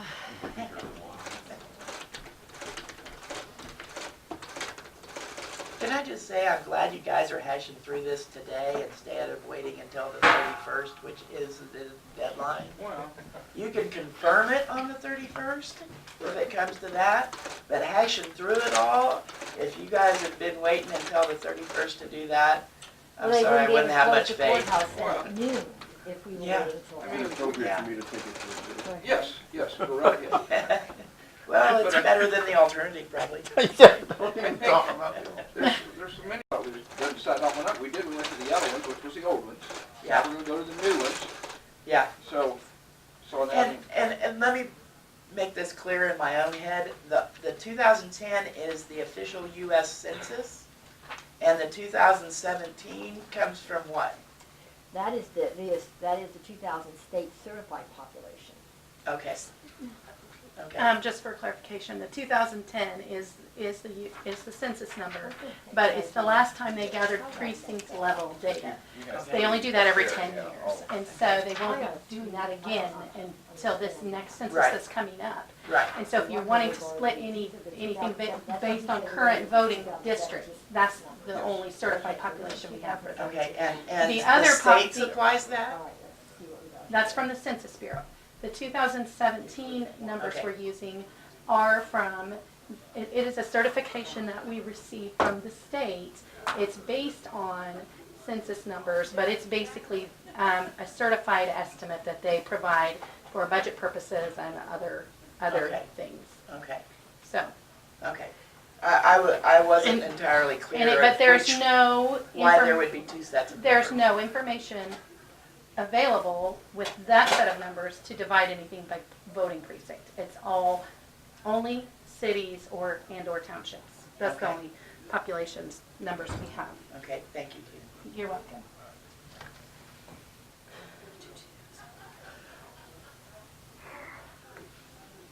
Four. There it- because I know Yeah, it's me not too. there. Right. Okay, I'm sorry, I didn't get the map, so I guess I'll just let you do that. 2, 2, 6, 7. So you're calling this one number 5.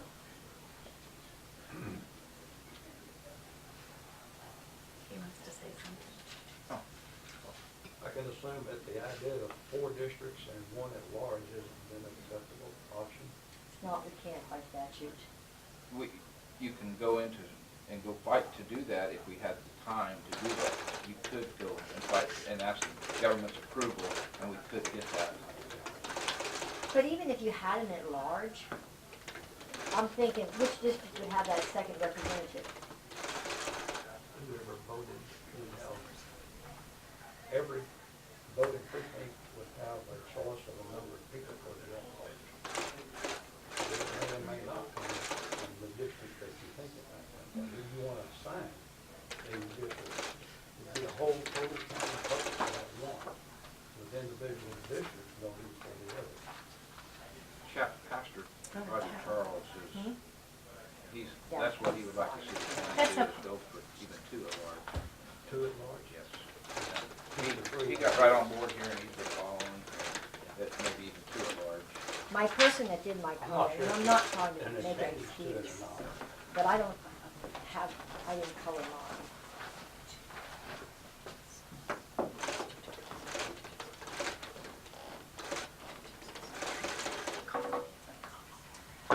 Okay, so did you want me to make a copy of this map? I verified your numbers, and There. those numbers are actually what is colored.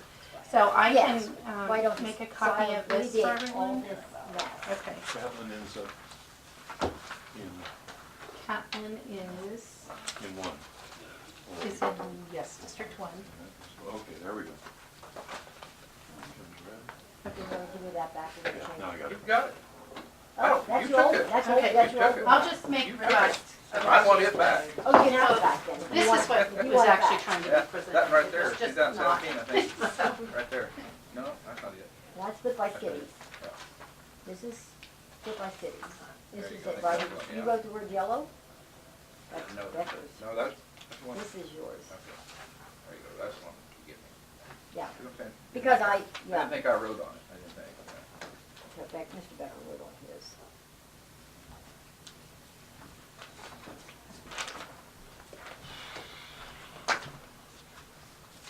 So anyway, I will be glad when this part is over. I mean, this has been a real, trying to make everybody happy. These What they days- pay the big bucks for. I guess so, yep. Okay, Yeah.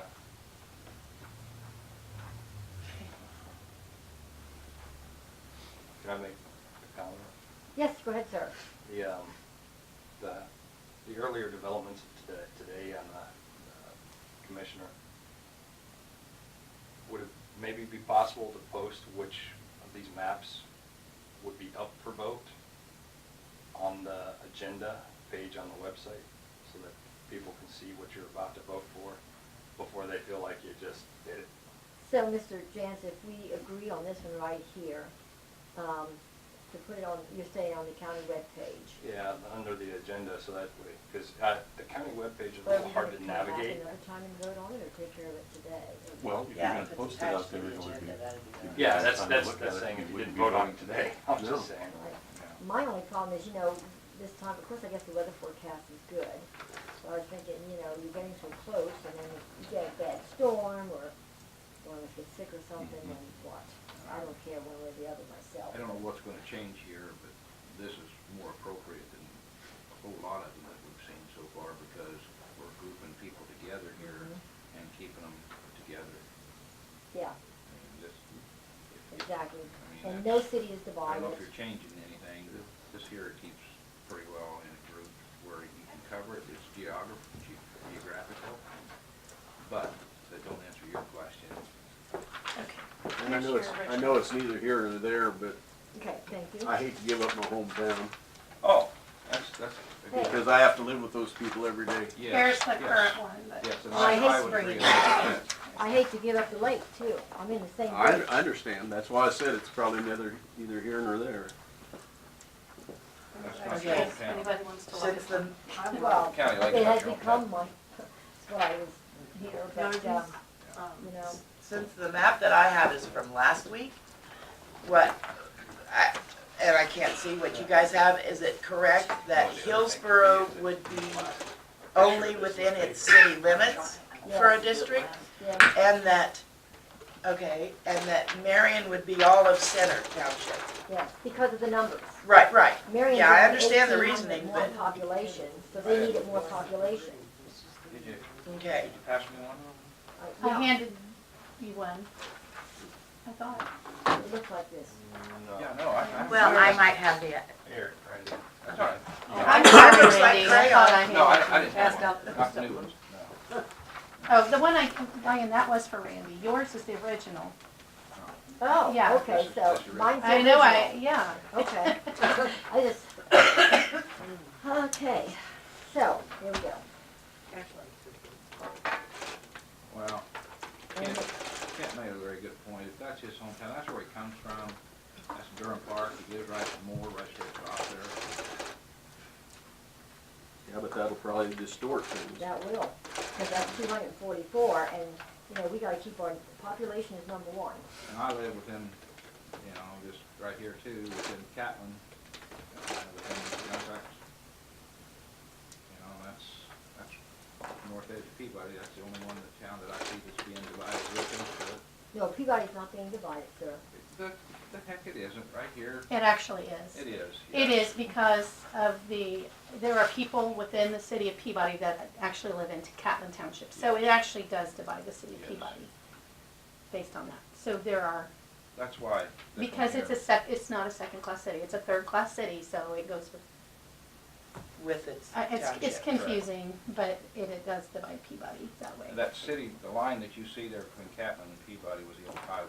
Highway 50 went right through Peabody. Goes clear downtown, or to the Okay, area. so these are. Well, as far as Durham Park is concerned, you know, I understand Mr. Becker doesn't want to give up his How about- town, but, you know, we gotta go by population. Okay, just trade Durham Park and Wilson.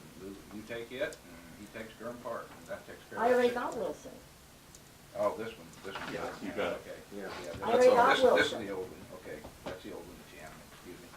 So, Okay, so since you're worried about losing the lake, why don't you take the one that has the lake in it? And, She's, because I live so far up, Just blue. okay. yeah, so, you know, Need to live in the district. If population is number one, population is then number one. I think there are divisions that actually get you closer by population.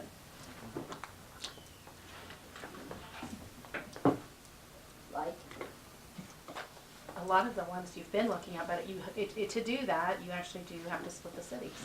okay, well, So if Well, you're what- deciding that splitting the cities isn't gonna work, so be it, but right, well, not splitting the cities, that, keep that's all. everybody happy. This is our population then that we have to work with. Okay, but it's keeping everybody happy. right here, splitting the cities, what we was doing, right here is one that's a heck of a lot closer in numbers than any of them. And then do you want to have the possibility of those cities having control of the commission, having all those, you want Hillsborough to have two representatives? Well, that was what we was coming into today's with until we changed the rules today. So that's, Well, we changed the rules based on some of the information that Tina Yeah. gave us. yeah, well, but I we mean, haven't voted on it, the rules that's are- what I'm saying. You know, I just think the commission needs to come to an agreement about which of those is important to the board as a whole. Hey Randy, I know that 4 people is a possibility, Yeah. but I can tell you in Hillsborough, at this time, it's probably highly unlikely because most of our downtown is owned by farmers. Well, I think that's what I had here, going by population, it does split it. And there is the possibility of 4 commissioners within then 2 cities, and one would be down here in this District 4 on this map that I have, would be down here by itself. It doesn't have one of the 2 big cities in it. Peabody's the third. This plan is appealing because of, it doesn't split any voting districts. There are certain really good things about doing it this way, but it's just a matter of, and then if the cities would change their boundaries of their voting wards, which they can and do, then it doesn't automatically change your commission or district either, or it doesn't cause a problem with that in the future. So that's one thing about it. And I do know that Hillsborough, when they've seen the ward differences of the 1235 and the 1758, I know Mr. Payne's already put in the paperwork or whether it's required to start getting that changed to balance that out. So even if we went through all the pains right now dividing Hillsborough in a matter of whatever time that takes, it's going to be wacko. You have a number of dynamics, and I guess to do my job, I'm going to say this. What Tina was mentioning in terms of the pragmatism of implementing this for purposes of districts and number of ballots and all that, that is an element you can consider. The one that we're discussing here in terms of, well, okay, if part of downtown is owned by, the rural side, and who is agricultural versus city, I would stay away from that as much as you can. I even mentioned it earlier, and I can see that I did, but that was really an answer to Tracy's question, so that you can look at it a different way. But really, for you, and you're really experiencing it, your easy thing is not to have so many elements of a moving target. It's bad enough as it is. Try to balance your population, do what you can to get these as equally distributed as you can, and that's really what compels you. Going beyond that starts to get into all of the openings for someone to look at these discussions and go, they were just trying to rig it, and you're not, and I know you're not, and so I'm not uncomfortable with that. It's just that it's easy to get into that discussion, and it really isn't relevant, nor can it even be considered at some level. I would, if this was the plan that we chose here, I would just switch Kent, take Durham, and I'd take Catlin. That would be the only numbers I'd change on this thing. Then what does that do to District 2? So then I'm 244 people short, and you're 187 people more, and you're already one of the highest ones with 100 more. So I'm then just going Not higher than geography-wise. Hillsborough. And- oh, Yeah, So- I'm not even close to Hillsborough. So, okay, so we need, so number-wise, then that wouldn't make a difference. if Diane couldn't take Center because she doesn't live there, and Randy actually lives in Catlin, but he would be over I the don't- other Peabody, one. he lives in I Peabody. live in Peabody, but I own property in Catlin, they moved there too, but. Ah, you haven't done that yet? I Nope, thought you'd already nope. done that. Nope. Nope. No, I'm just saying that geography-wise, moving that one, changing them two. The only problem is that some of the demographics, and basically none of the demographics are bad except for District 1, where I would be representing Catlin Township, a township that's 35 miles from me. Yeah. And I'm the same way, if you take where I'm at all the way down here to Grant, or all the way down to Wilson. I mean, it is what it is, again. Well. And I mean, I thought about that, but oh my lord, I ain't go down there, but I just sheer numbers, and that's what we have to do, number one, I thought.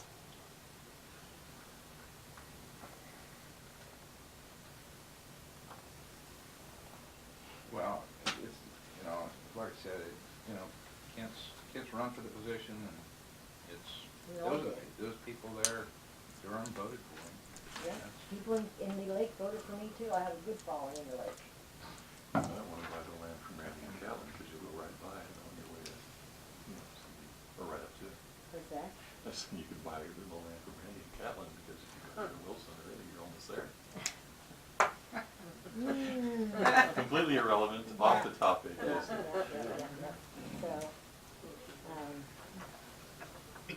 Well, I don't think my voters would like this. I think they would rather stay with Peabody, the Catlin Township would. Is everybody gonna plan on being here forever? Yep.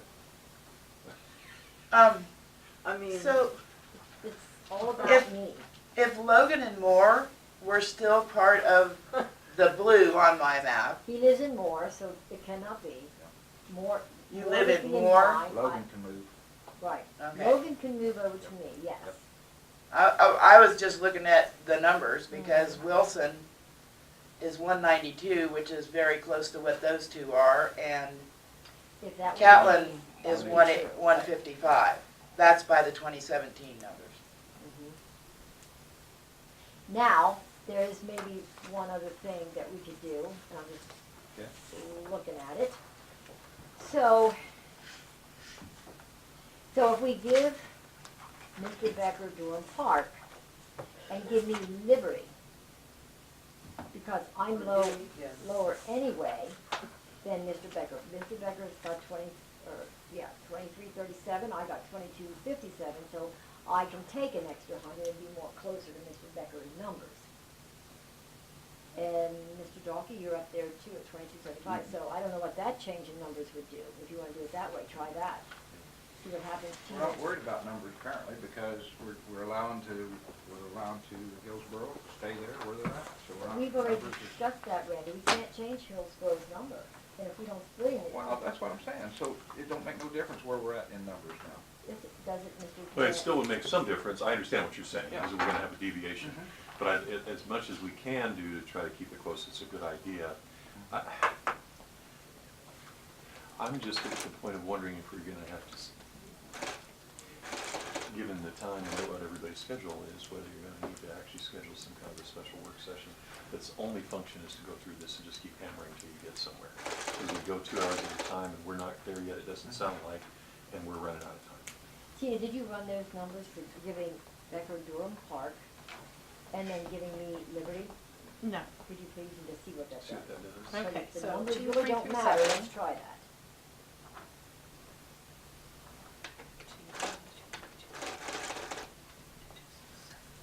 And I take Catlin. And Liberty. Okay, wait, so, yeah. Durham Okay, Park wait, and I'm some sorry. more. Yeah, just do Just- one at a time. Oh my goodness. Okay, confuse So what yourself. is the number then with adding Durham Park to number 1? What would that total be? Sorry. It should be taking out Liberty. Okay, I'm sorry. Yeah, because you have to take out Liberty. So if I take District 1, which is 2337 right now, Right, and I take out 302 300, yes. for Liberty, Yes. and I add in 232 for Durham Park, Mhm. it is 2,267. 2,267. So what is it then when you take District 2 and you take out Durham Park I'm making notes, just a second. Durham. and then add in Liberty?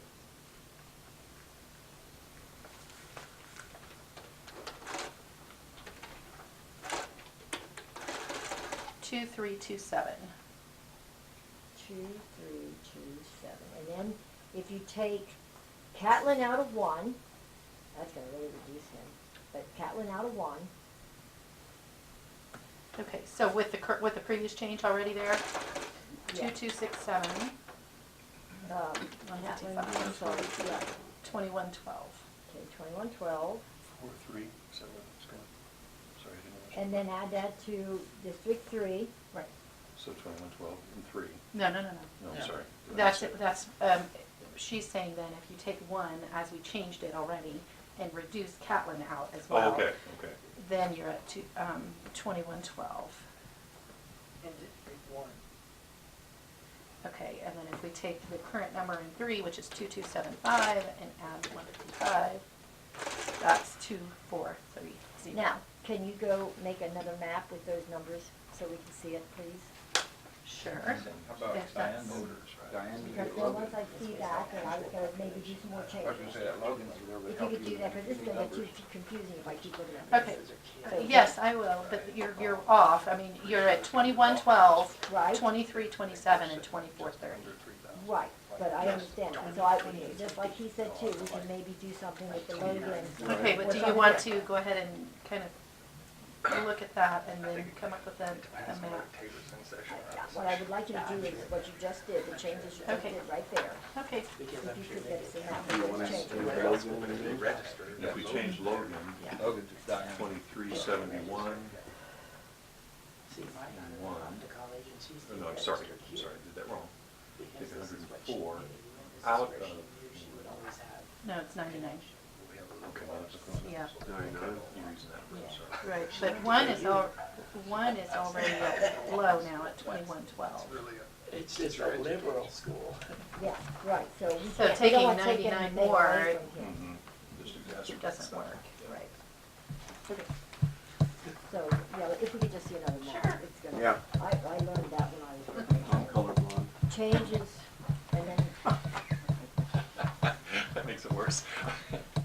Not really, but after I looked at some of the maps, I went, You glaze over. Which is different colored. All men say they're colorblind. that's true. Men tend to be actually Women colorblind aren't more often colorblind. than women. Women aren't. Well, That's no, because we're black and women, white. women It's passed do. from daughters, Absolutely. mothers to sons, sons to daughters.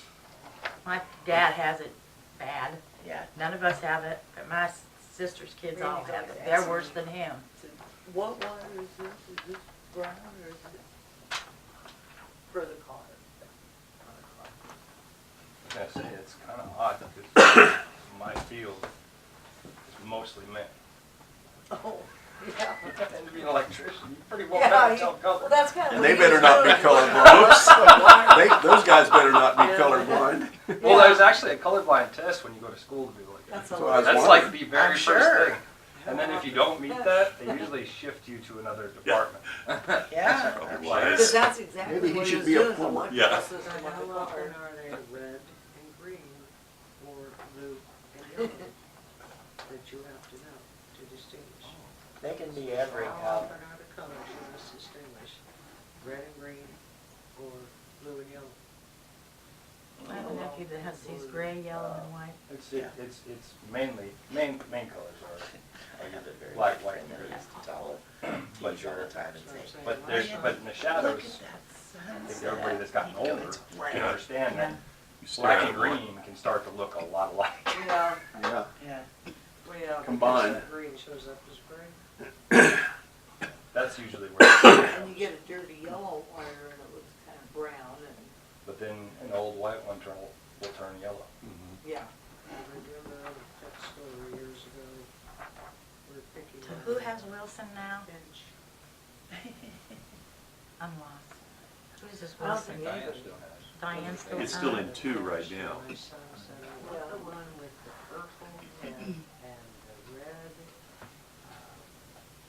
red cheeks and, so Mr. Brad Van Opper is happy, Mr. Walker, all Mr. Becker, zebra finches, So, they're different he's shades happy. of gray. About what? Sales lady at the Not getting store the looked at administrator. me like, He's the one that called me and called me. It's just a postponed. So you he's see happy. that picture right there, that's what I want, because it's You're gonna supposed to be. have Good. Now you'll get a bunch of people going, well, I'm really glad you decided to cancel that. Yeah, yeah, yeah. We'll wait. You know, Yeah, you'll government have to is supposed to adult be about absolutes, and there are never absolutes in government. But it's supposed to be about, this is the law, this is not, this is what we're passing, this is not. Wow.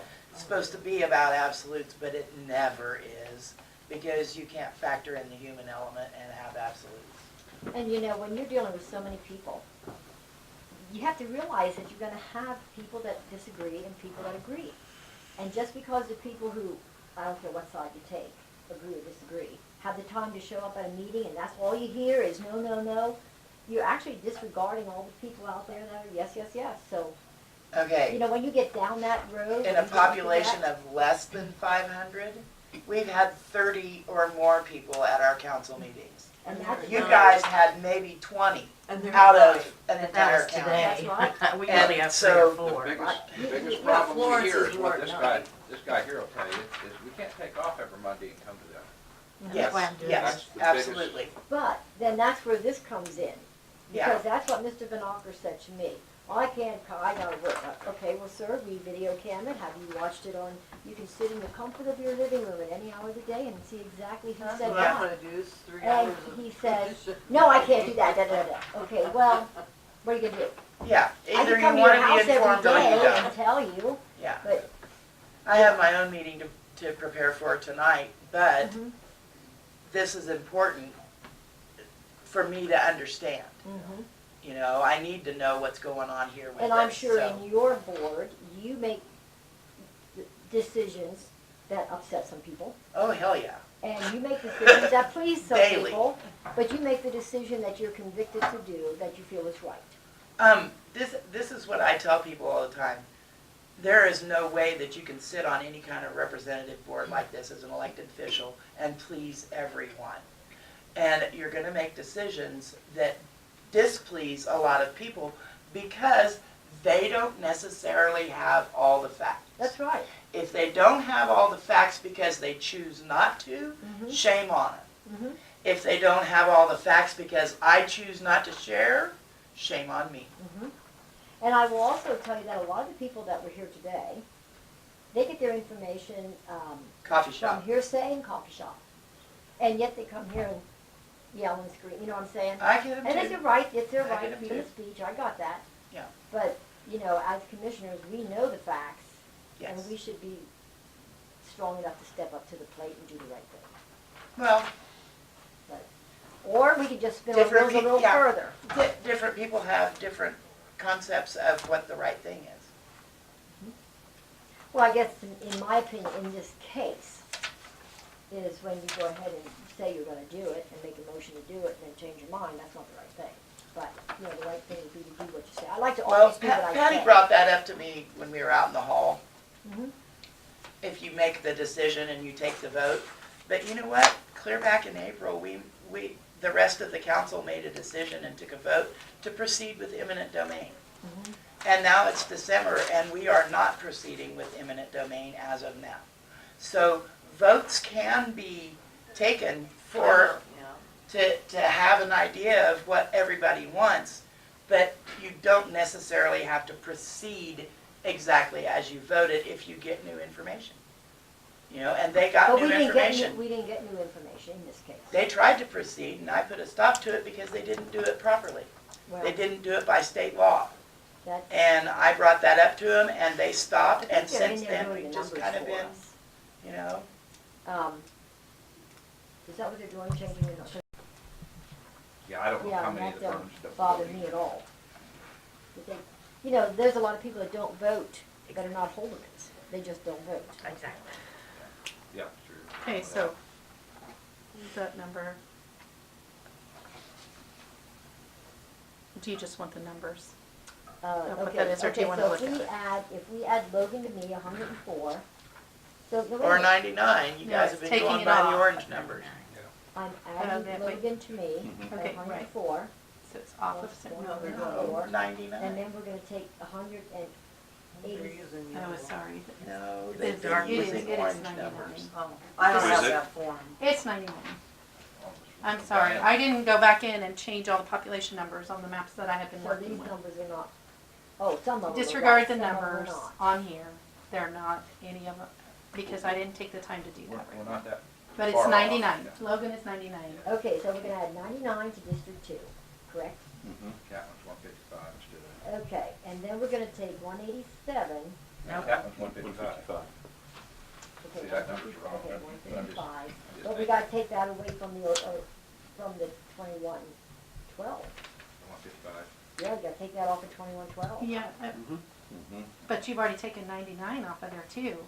You- Not, Yes. Yeah, yep, it's either not, you're not switching them, District you're one actually is taking them losing out. two. One will be way short. Yeah, that's gonna get too. District 1 is losing 2 and District gaining 1 is 1. already very short, if you're Yeah. looking at Actually 2001, losing 1, 3 2.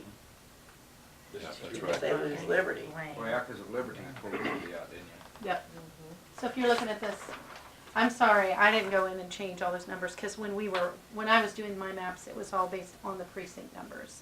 So I didn't go and take the time just now when you wanted me to make a new map to show those lower numbers, but I did use the lower numbers in developing this, so let me do that real quick. So that you, should be 99 for Logan. Blaine is 1, 2, Well, I'm just geographically, I'm trying to get, Mhm. you know, geographically, I mean, like Ken said, he's 35 miles away. I don't know where you're at now. You're in Clark, Diane. yeah, I'm in Clark. How far in the middle of Clark? or- I'm right here, right Right in here the about, middle, yeah, right in the right middle. Okay, about. okay. No, I'm sorry, I'm up here a little bit, because I'm right close to Tampa. Tampa is here, I'm just a mile and a half away You're from closer to campus, the so I'd top. be up here. So you're, Yeah, so I gotta go all the way down the road, so I which is got, about, let's see, 190, 130th to 310, that's Yeah. 15, 20, so it's close to what? I mean, not quite, but close. 130, And then if you take from Lost Springs down to Liberty, 16 miles down there. But That's again- 16 miles is where you're going, and then you come down to the bottom of Grant. I'm just going north and south, I hear you. I'm not going east west yet.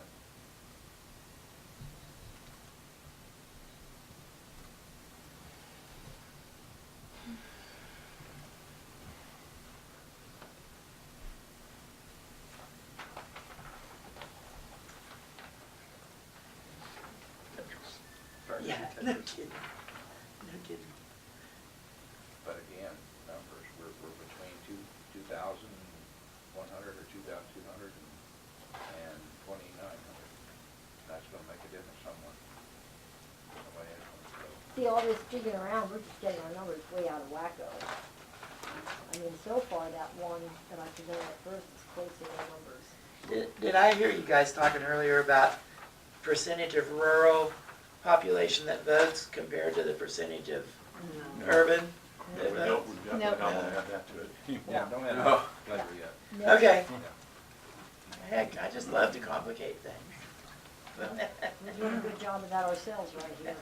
If you're going population only and as close in geographic as you can, you're almost gonna have to go with Yeah. splitting the two cities. Cities. And, Yep.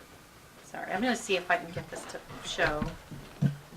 Thanks. I think if we do split the cities, we're gonna be faced with, Well, if they do that, that's fine. Let them, I mean, you just have to be able to show that your numbers are good and where you, and why you arrived at them. And it wasn't a bunch of just, that it was based on, We don't want Things that are- randomness. I mean, it has to be, Yeah. there's a process, and generally, if we keep it to the, it's really tough enough, keep it to the simplistic approach, which is get as close as you can in terms of geography and numbers. Those are the two primary criteria. I think that's what you couldn't get before. okay, so if we split the I cities clicked again it like we here, had them made before, it go there. see, it's going to then two there we would instead have of to one. split. Even though I picked, Because I can't have just, you're not gonna give me Marion North in the middle of center. Yeah. I mean, that's ridiculous. And that's what we have. I would, center would, Well, that's what I know. Kisa had before. no, it's But not. in We the didn't- same we- HDM No, we did not. We which did I'm not No, plugged because into. when we had it before, this one went with this one and this one went with that one. So we were still adjoined in Hillsborough. They were still adjoined.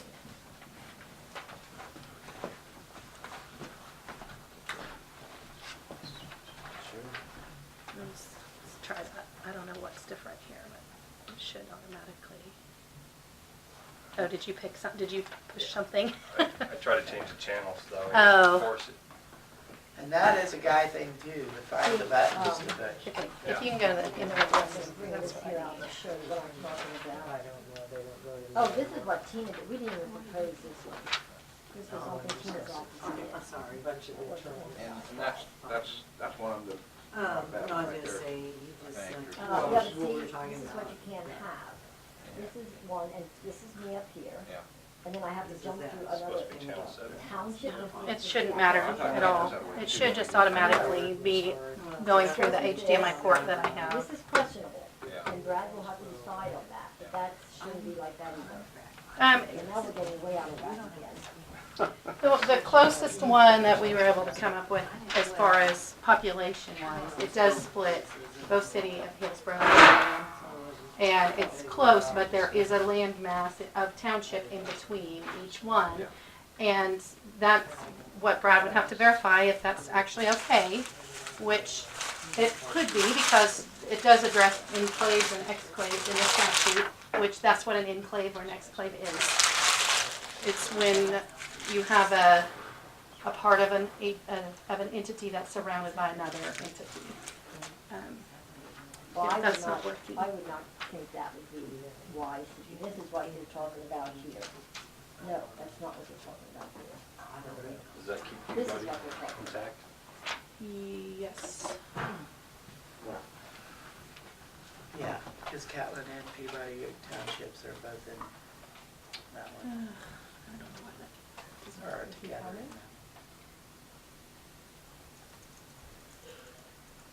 So that would be, That almost, not close, but could be close forums to have Marion at least listen to. Yeah, well, the County Lake and South Half America would be.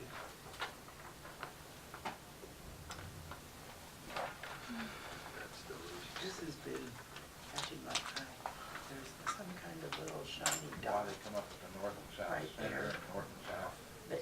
Ever out through my Grant river, and I don't without know where it came from. or Some of the why. others, Clear Creek, I think. well, it could be something just from way back when the county was founded and they never took it, Yeah. the names off the Yeah, map. I It don't know hasn't- either, but it just throws us off trying to feel it for it, you know.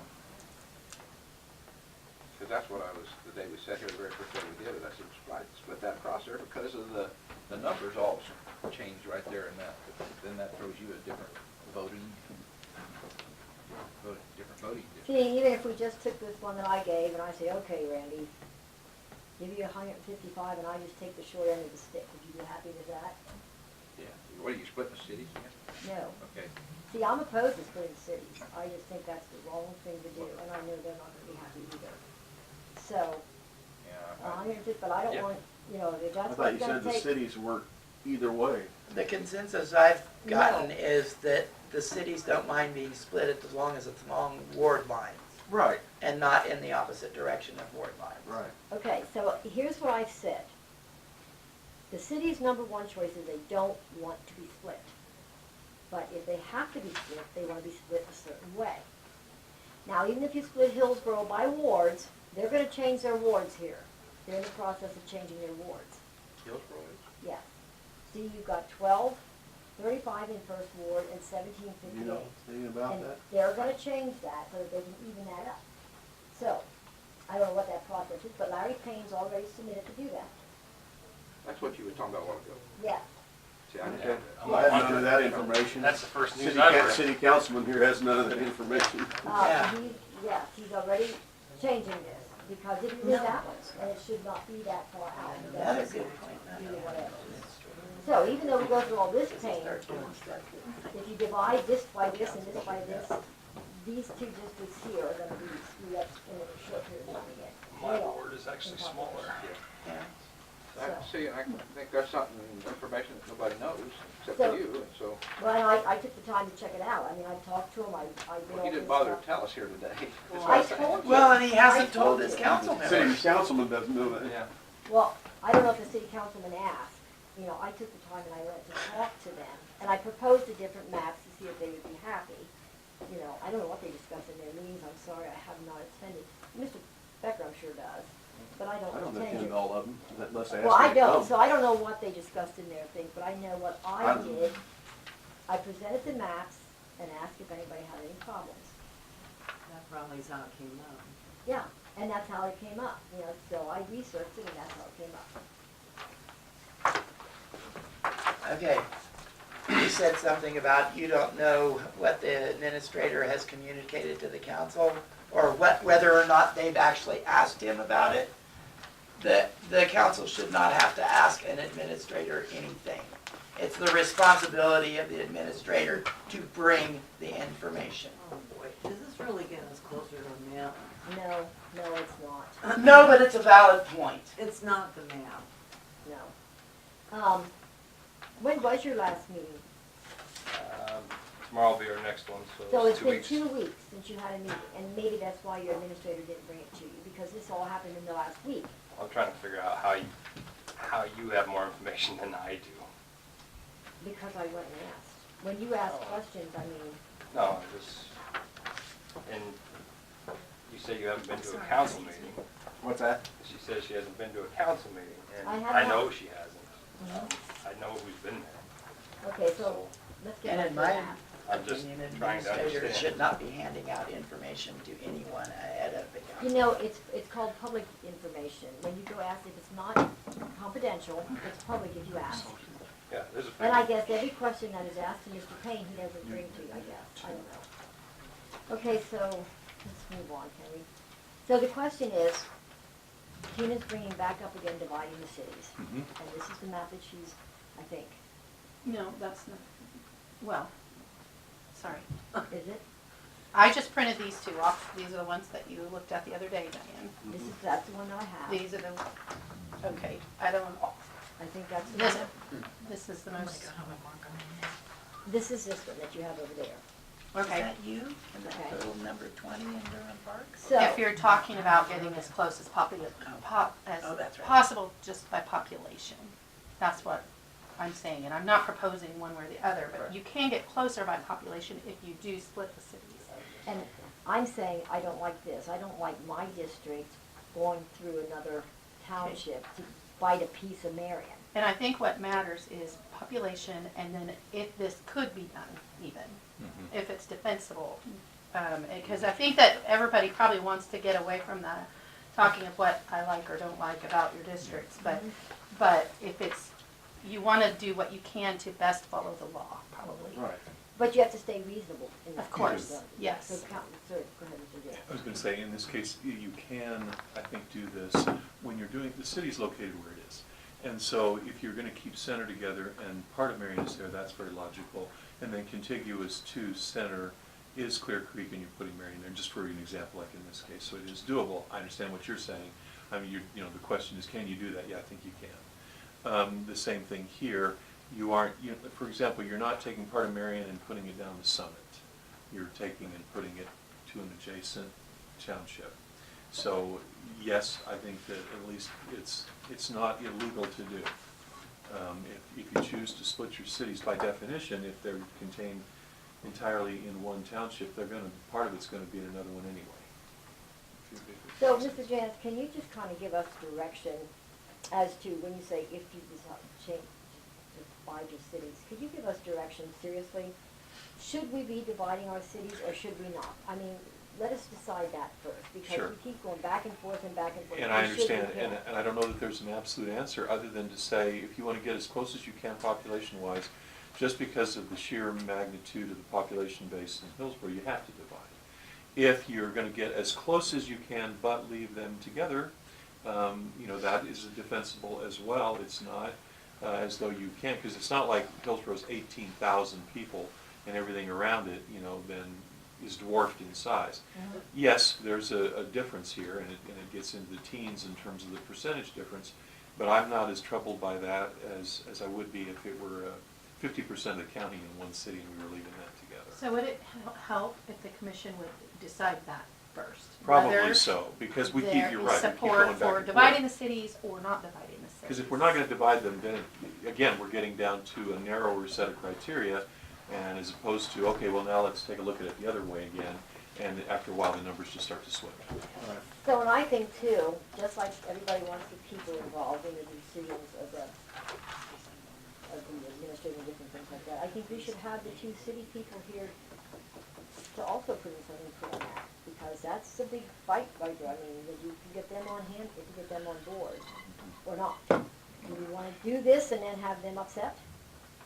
Yeah, I mean, you can, again, it's not their call, but if you want, just like any other citizen can come in here and give input, have them come in and say, well, this is our preference, but we get so many competing interests that at some point you're not going to make everybody happy, and you realize that already. So it's just a matter of I don't know how Marion feels, but I've had multiple conversations with Hillsborough, and they have no problem splitting on those two wards. Unless all of a sudden something's changed in the last week, maybe. I said it before, they said that if Marion's gonna be split, they'll go along with it, they're okay with it, but if they have this preference, they don't want it split, is what I said. Okay. And Marion does not want it split, period. So when Tina sent out the new information that we could divide this township, they were very happy, because yay, we're not gonna need to divide it. So I mean, that gave them a sigh of relief, people were happy, and so that's why I went with this right here, thinking, okay, we're not gonna have repercussion from these two cities. But again, just because you don't have a valid number to be able to split the township, it doesn't mean you can't split a city on an existing precinct line. Yeah, the issue that came here was because of that inability to get a number that we could objectively establish for center, splitting it.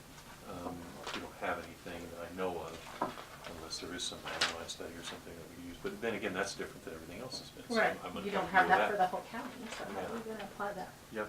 to one spot? So. Well, I'm opposed to splitting the cities. I just think I think there's too many bad problems with it, like I said, and we've discussed, about having the representation being overwhelmed from cities. I mean, what are we doing for our county by doing that in the future? That's a lot of pull when you get the cities ruling the county. That's my number one. And then my number two is, it just actually, if you talk about geographics, it just looks stupid.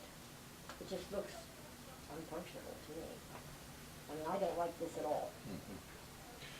So is the board to the point where they can come to any kind of a consensus on whether or not you are splitting on precinct lines, or if you're going to leave the cities whole?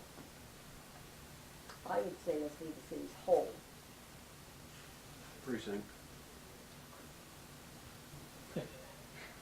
So, It is, you know which way it's gonna go. It just doesn't Okay, the You fact guys that aren't gonna be here forever. Hillsborough has 1,000 more population than Marion, and has 500 plus more than all of Center Township. They're the obvious choice if anybody's gonna be split, whether Marion likes it or they like it, or they're the one that has to be because of the numbers. I tell you It's what the I would reason be for the happy to do. split. I would be happy to have District 2 be the short end of the totem pole. Then Dalkey can have his Catlin, he can have his Gorham Park, and then they're happy. but And it's we're not splitting the about state. what, It is about that. It is not- about it it. is. It- Well, That's what it's about. is that what it's about? I mean, it's still, I would That's take you not back the law. to. I Yeah, understand, yeah. it's not the law, it's Yeah, not the that's statute, what I but that's mean. what we have made it. I want my hometown, I want this, here. That's what we made it. Well, It's that's what not I'm saying saying. want their That's what hometown, I'm you trying have to to get you. live in your district. I'm sorry, that's why I'm trying to get you back on track here, because you need to be looking at population I and understand defensible that. splits, and not what one city or one person or what anybody wants. And so you need to get down to the point where you're ready to say, as a group, we're either going to keep the cities together and divide the map that way, around that, or we're gonna go like precinct lines. I mean, I think you have to make that Agreed. decision. So let's do a comparison. Let's just do a comparison before we do this. You've got, if you keep the cities together, these are the numbers. If you split the cities, these are the numbers. How much are we gonna be different here? I mean, is it gonna make that much of a big difference in population? Is it gonna really be that different? When you split them, you give yourself additional permutations that can allow you to get closer with all the stuff around it. No doubt about that, because now you've taken that big block that was Hillsborough and split it in half, and it's more manageable in absorbing it with some of the other townships. But I That's mean, just we're not already skewed if Hillsborough stays together. Yeah, so either way, we're not gonna be dead on, and I don't expect us to be. The closest we can get is great, within reason. So I think it will still come down to what's the willingness to split those cities. And if there is, okay, then we'll work with that, and from there, it limits your choices somewhat. If you're not gonna split them, it limits your choices somewhat, but I think we've kind of worked our way down to, I think that's probably a fork in the road, best way I can put it. Right. We need to go left and right. So if you do split the cities, District 1 has got 2,611 in population. And District 4 has got, District 2 has got 24. How much difference is that? That's A lot closer than we're getting when you keep Hillsborough together and take everything else and split it. Yeah, the one way. Excuse me, Jonah said that they But wanted again- to split Yeah, Hillsborough. two of them, okay, I'm sorry, District 1 East and and District west. 3 have 2,600 in the district. Two boys. And then you have 2 that have got 24 and one with 25. I don't see that it's closer that way, because you got 3 of them over here, 2267, 2275, and 2257. 3 of them are very close, and then one of them, just this one, is only got a little over 100. Right. I'm sorry. I know, that's what we're talking Not about. even, is east it's and like west. 80. So you got 4 of them that are really close. But again, your deviation from top to bottom suddenly becomes really skewed. And I'm not arguing it as that you can't do that, because you have 28, whatever, 2850. in Hillsborough. So now you take that, all 4 of the others are semi-equal, and then you've got this significant difference in the other. It's just a matter of how you guys view it. And, Like I and said, whether you, the issue of potentially having 2 commissioners Yeah. from the same city, or 4 commissioners from your 2 cities. I mean, Right. because that's a important. defensible thing. Yeah, it So is. it's just, but the board as a whole has to figure out, like Brad said, the fork in the road, which way are you really gonna go? So you're saying both of these are viable options? I think so. I mean, I think we can make them work if, because at least in the one instance, even though we have that significant difference, I can at least say, all right, we did it this way because that was just the best we could come up with, very much like Leavenworth. But, you know, that when we do that, obviously, because there is a skew in that, someone can say, is that really the best you could do? If you split them, all you had to do was split them and you got them closer. And you do. That's what my thought is, once it gets to the state, they're gonna say, well, wait a minute. Yeah, you kept Hillsborough together, why? You know, I mean. Yeah, you and get like that you said, decision. maybe you can defend that. But you could defend this as well. So, I can defend anything, but, you know, whether it's a That's successful just it. defense, that's the problem. my big concern though is what we're doing in the future. You know, like I say, I don't like the idea of the 2 cities just having all that control. I mean, 'cause they think a lot different than most of us. You know, but we could set it up that way and then just bite the bullet, I don't know. Let me add some greater complexity. I'm supposed to be in court in Newton at 2. I didn't think we were gonna go this long today, to be candid. I should have thought ahead a little better, I guess. Okay. So I'm gonna have to walk out of here, and I don't know if you need me here to continue to deliberate. but Probably so, so I guess I don't know. You may have to find a work session day or something, because this seems to stretch on all the ways. I don't know if that's important to you about 4 people from the cities or not, Mr. Jockey, I don't know. And like I say, I'd be willing to share some, maybe look at doing something differently. But I really don't like doing the cities.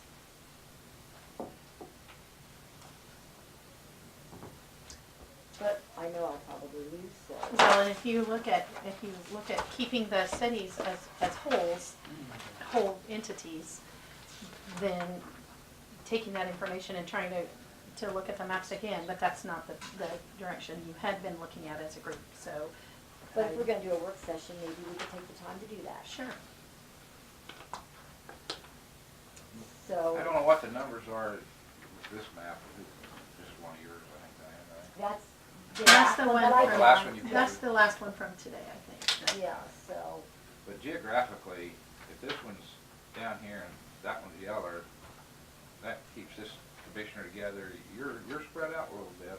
not that I expect that, that's the way I am. You're spread out a I'm little not bit. gonna cry over it. And I guess we need a work session some later this week, but Yeah. I'm sort of, I wanna see both of them. I wanna talk to some people and see what they think. Because it is a thing for 4 years, no matter which way we go. At least. And then who knows, it might go thereafter, I don't know. Yeah, it could, yeah. At least for 4 years that we know of, because that's what statute says. So, Mr. Jantz, you're for that. I don't know about the rest of it. That's fine. So we'll set a work session, is that correct? I would like to have it. You have my side, let me see. What's everybody got? Let's work on this. Get a new thought, because I'm looking like, get some numbers in here. I'd like to hear some people. You got a meeting tomorrow? What time? It's actually set for 6 o'clock, or 6:30, 6 o'clock, because it's usually set for 4 o'clock in the afternoon, but it'll be later, because one of our councilmen has been helping with junior high basketball, so I think Marion has theirs tonight too. we don't moved they? it later. Ours is tonight, Does Marion have 6 theirs? or 5? 6:30, 6:30, I'm going to 5 at Jocelyn. okay? Yeah, you don't have it. That's a So yours cross would be town. tomorrow night at probably 6? 6. Yeah. And then Peabody's is We just had one last week, so it'll be the last be Tuesday. next Monday, right? No. No. They because- moved theirs That's because of the Christmas. year. Oh, yeah, they moved theirs. They moved it, and I think it's the 27th. 27th Yeah. probably after that, yeah. So, yeah. We're cutting it too close if we keep doing that.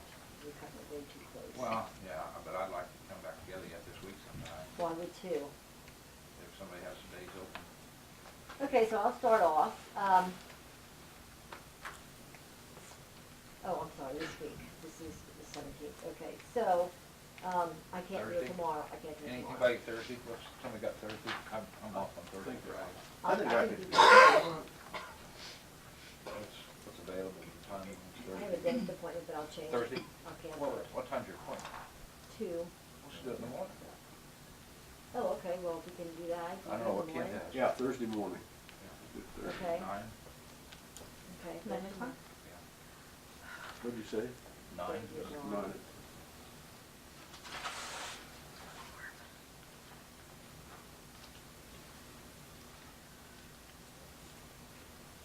Okay.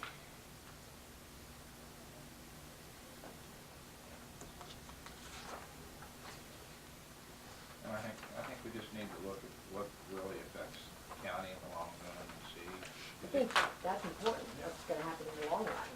Every decision we make affects us in the long run.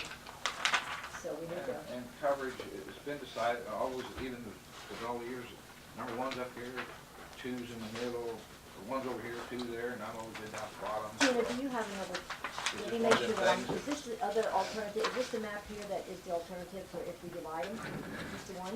There's that one, and there was another one too that was a little bit closer in population with the Durham Park. What was it with that? So it's the same kind of colors. Okay, so the concept is the same. Make sure we all look at the same. Yeah, we thing. should have all the same. So which other one is there that we have? Was it this one? Which two do we need to be looking at? Well, I don't know. Well, you said there was another one. Well, sure, the two that we had sent out as other options are this one and this one. Yeah. Okay, the only difference is Is here. Durham Park, Well, you like together. Durham Park, so. Well, that was I'm just not from a saying- I'm not previous saying I have to retain conversation it. when, If we have to do something to get there, right. I'm willing to work with This everybody. is the closest in population. Either one of those two works. This one is the closest in population. Right. So is this the one we want to use, or is Well, this? either one, they're not that different, much different. I mean, they're close. There's very little difference. So I have this one. You should. This is a different you one. have both of them. This is different. It's, See, this one, this right here. it's the same. Okay, so you just have Marion up at the top. Right, that's before I moved them together and, Okay, so this is the same. here, Okay. why don't I just go print off? And this one, okay. I think I have it. It's this, yeah, it's the same.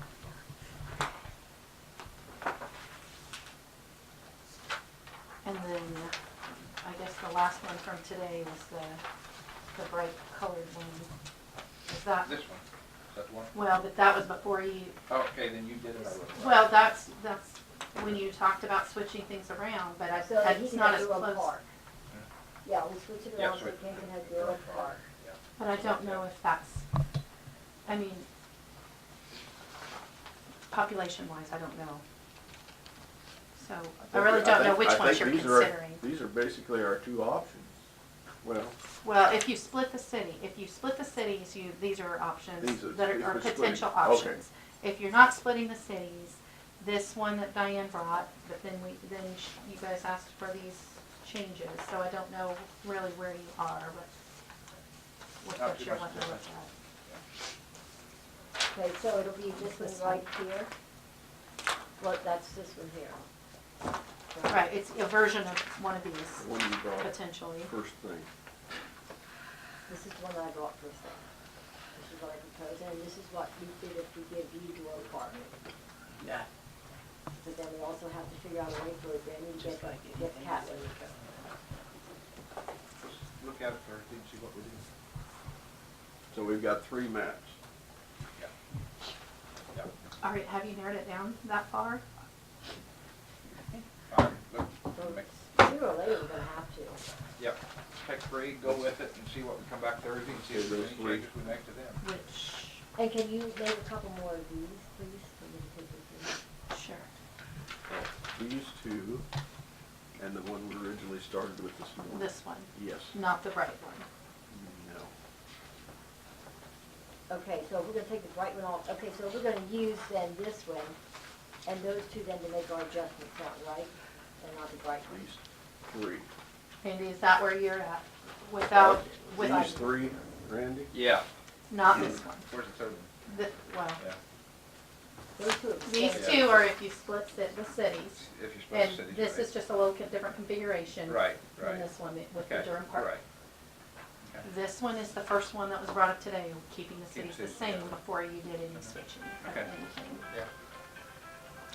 Take a look at those three. We'll drop Okay, those so three. this bright colored one is out right now, right? Right. The way I look at it. And then, Tina, would you give me, I don't have, Township to District 2 and moving Gale and Wilson, combining it with Marion City. That would even up the territory of District 2. Numbers would hardly change. okay, you said what, so I missed that, which map are you Combine looking at? Marion Which map do City. you have in your hand? Got the first one. Which one? Okay, this one? The first. The Okay, one you got came it. up Well, with. I don't think this has changed on that, All either right. one of them. So now you're suggesting what? Move Center Township, the Yes. whole township, to District 2. Okay, That's 466. well, it's actually 1,801 as No, well. I said Center Township by itself is 466. Marion City is 1,800. Put it in the, expand that district to include Gale and Wilson in City of Marion. That'd get you, that would put the numbers back and it would take the territory out of the big geographic territory. Okay. And then no part of Marion is contiguous with the What's that? township that it's in. Then no part of Marion is actually contiguous or beside a township, which may or may not be an issue legally. It doesn't, Well, I mean, for the representative here, right, Marion, I know. Marion City, Gale and Wilson would be a district. I hear, And I, Center okay. would become part of the blue. But because I'm Marion happy doesn't for- actually touch those, it might not be legal. Well, we'd have to check. It's It just probably is. observation. Yeah, It probably would be, is it legal, would but- be, because, Mr. Jant said that this one right here, where Marion's in the middle of this, for it to come up here to be with me was legal. Right, and what he said though was because the south part was in the township that it's in, and the other part was in the township that it's next to, he was very comfortable with that. I don't know if, Both his of them are. comfort level, if neither one of them were with their township that they are in, so. Well, I will go ahead and make up a proposal like that and put that out and Well, just see you what it take a looks look like. at it, it would just help the geographics of that big Okay. district. I'll look at that and make up a, And I don't need a map, because it's not what it's gonna be anyway. okay. All right, so we're gonna go into executive session to do an employee evaluation. And then maybe we can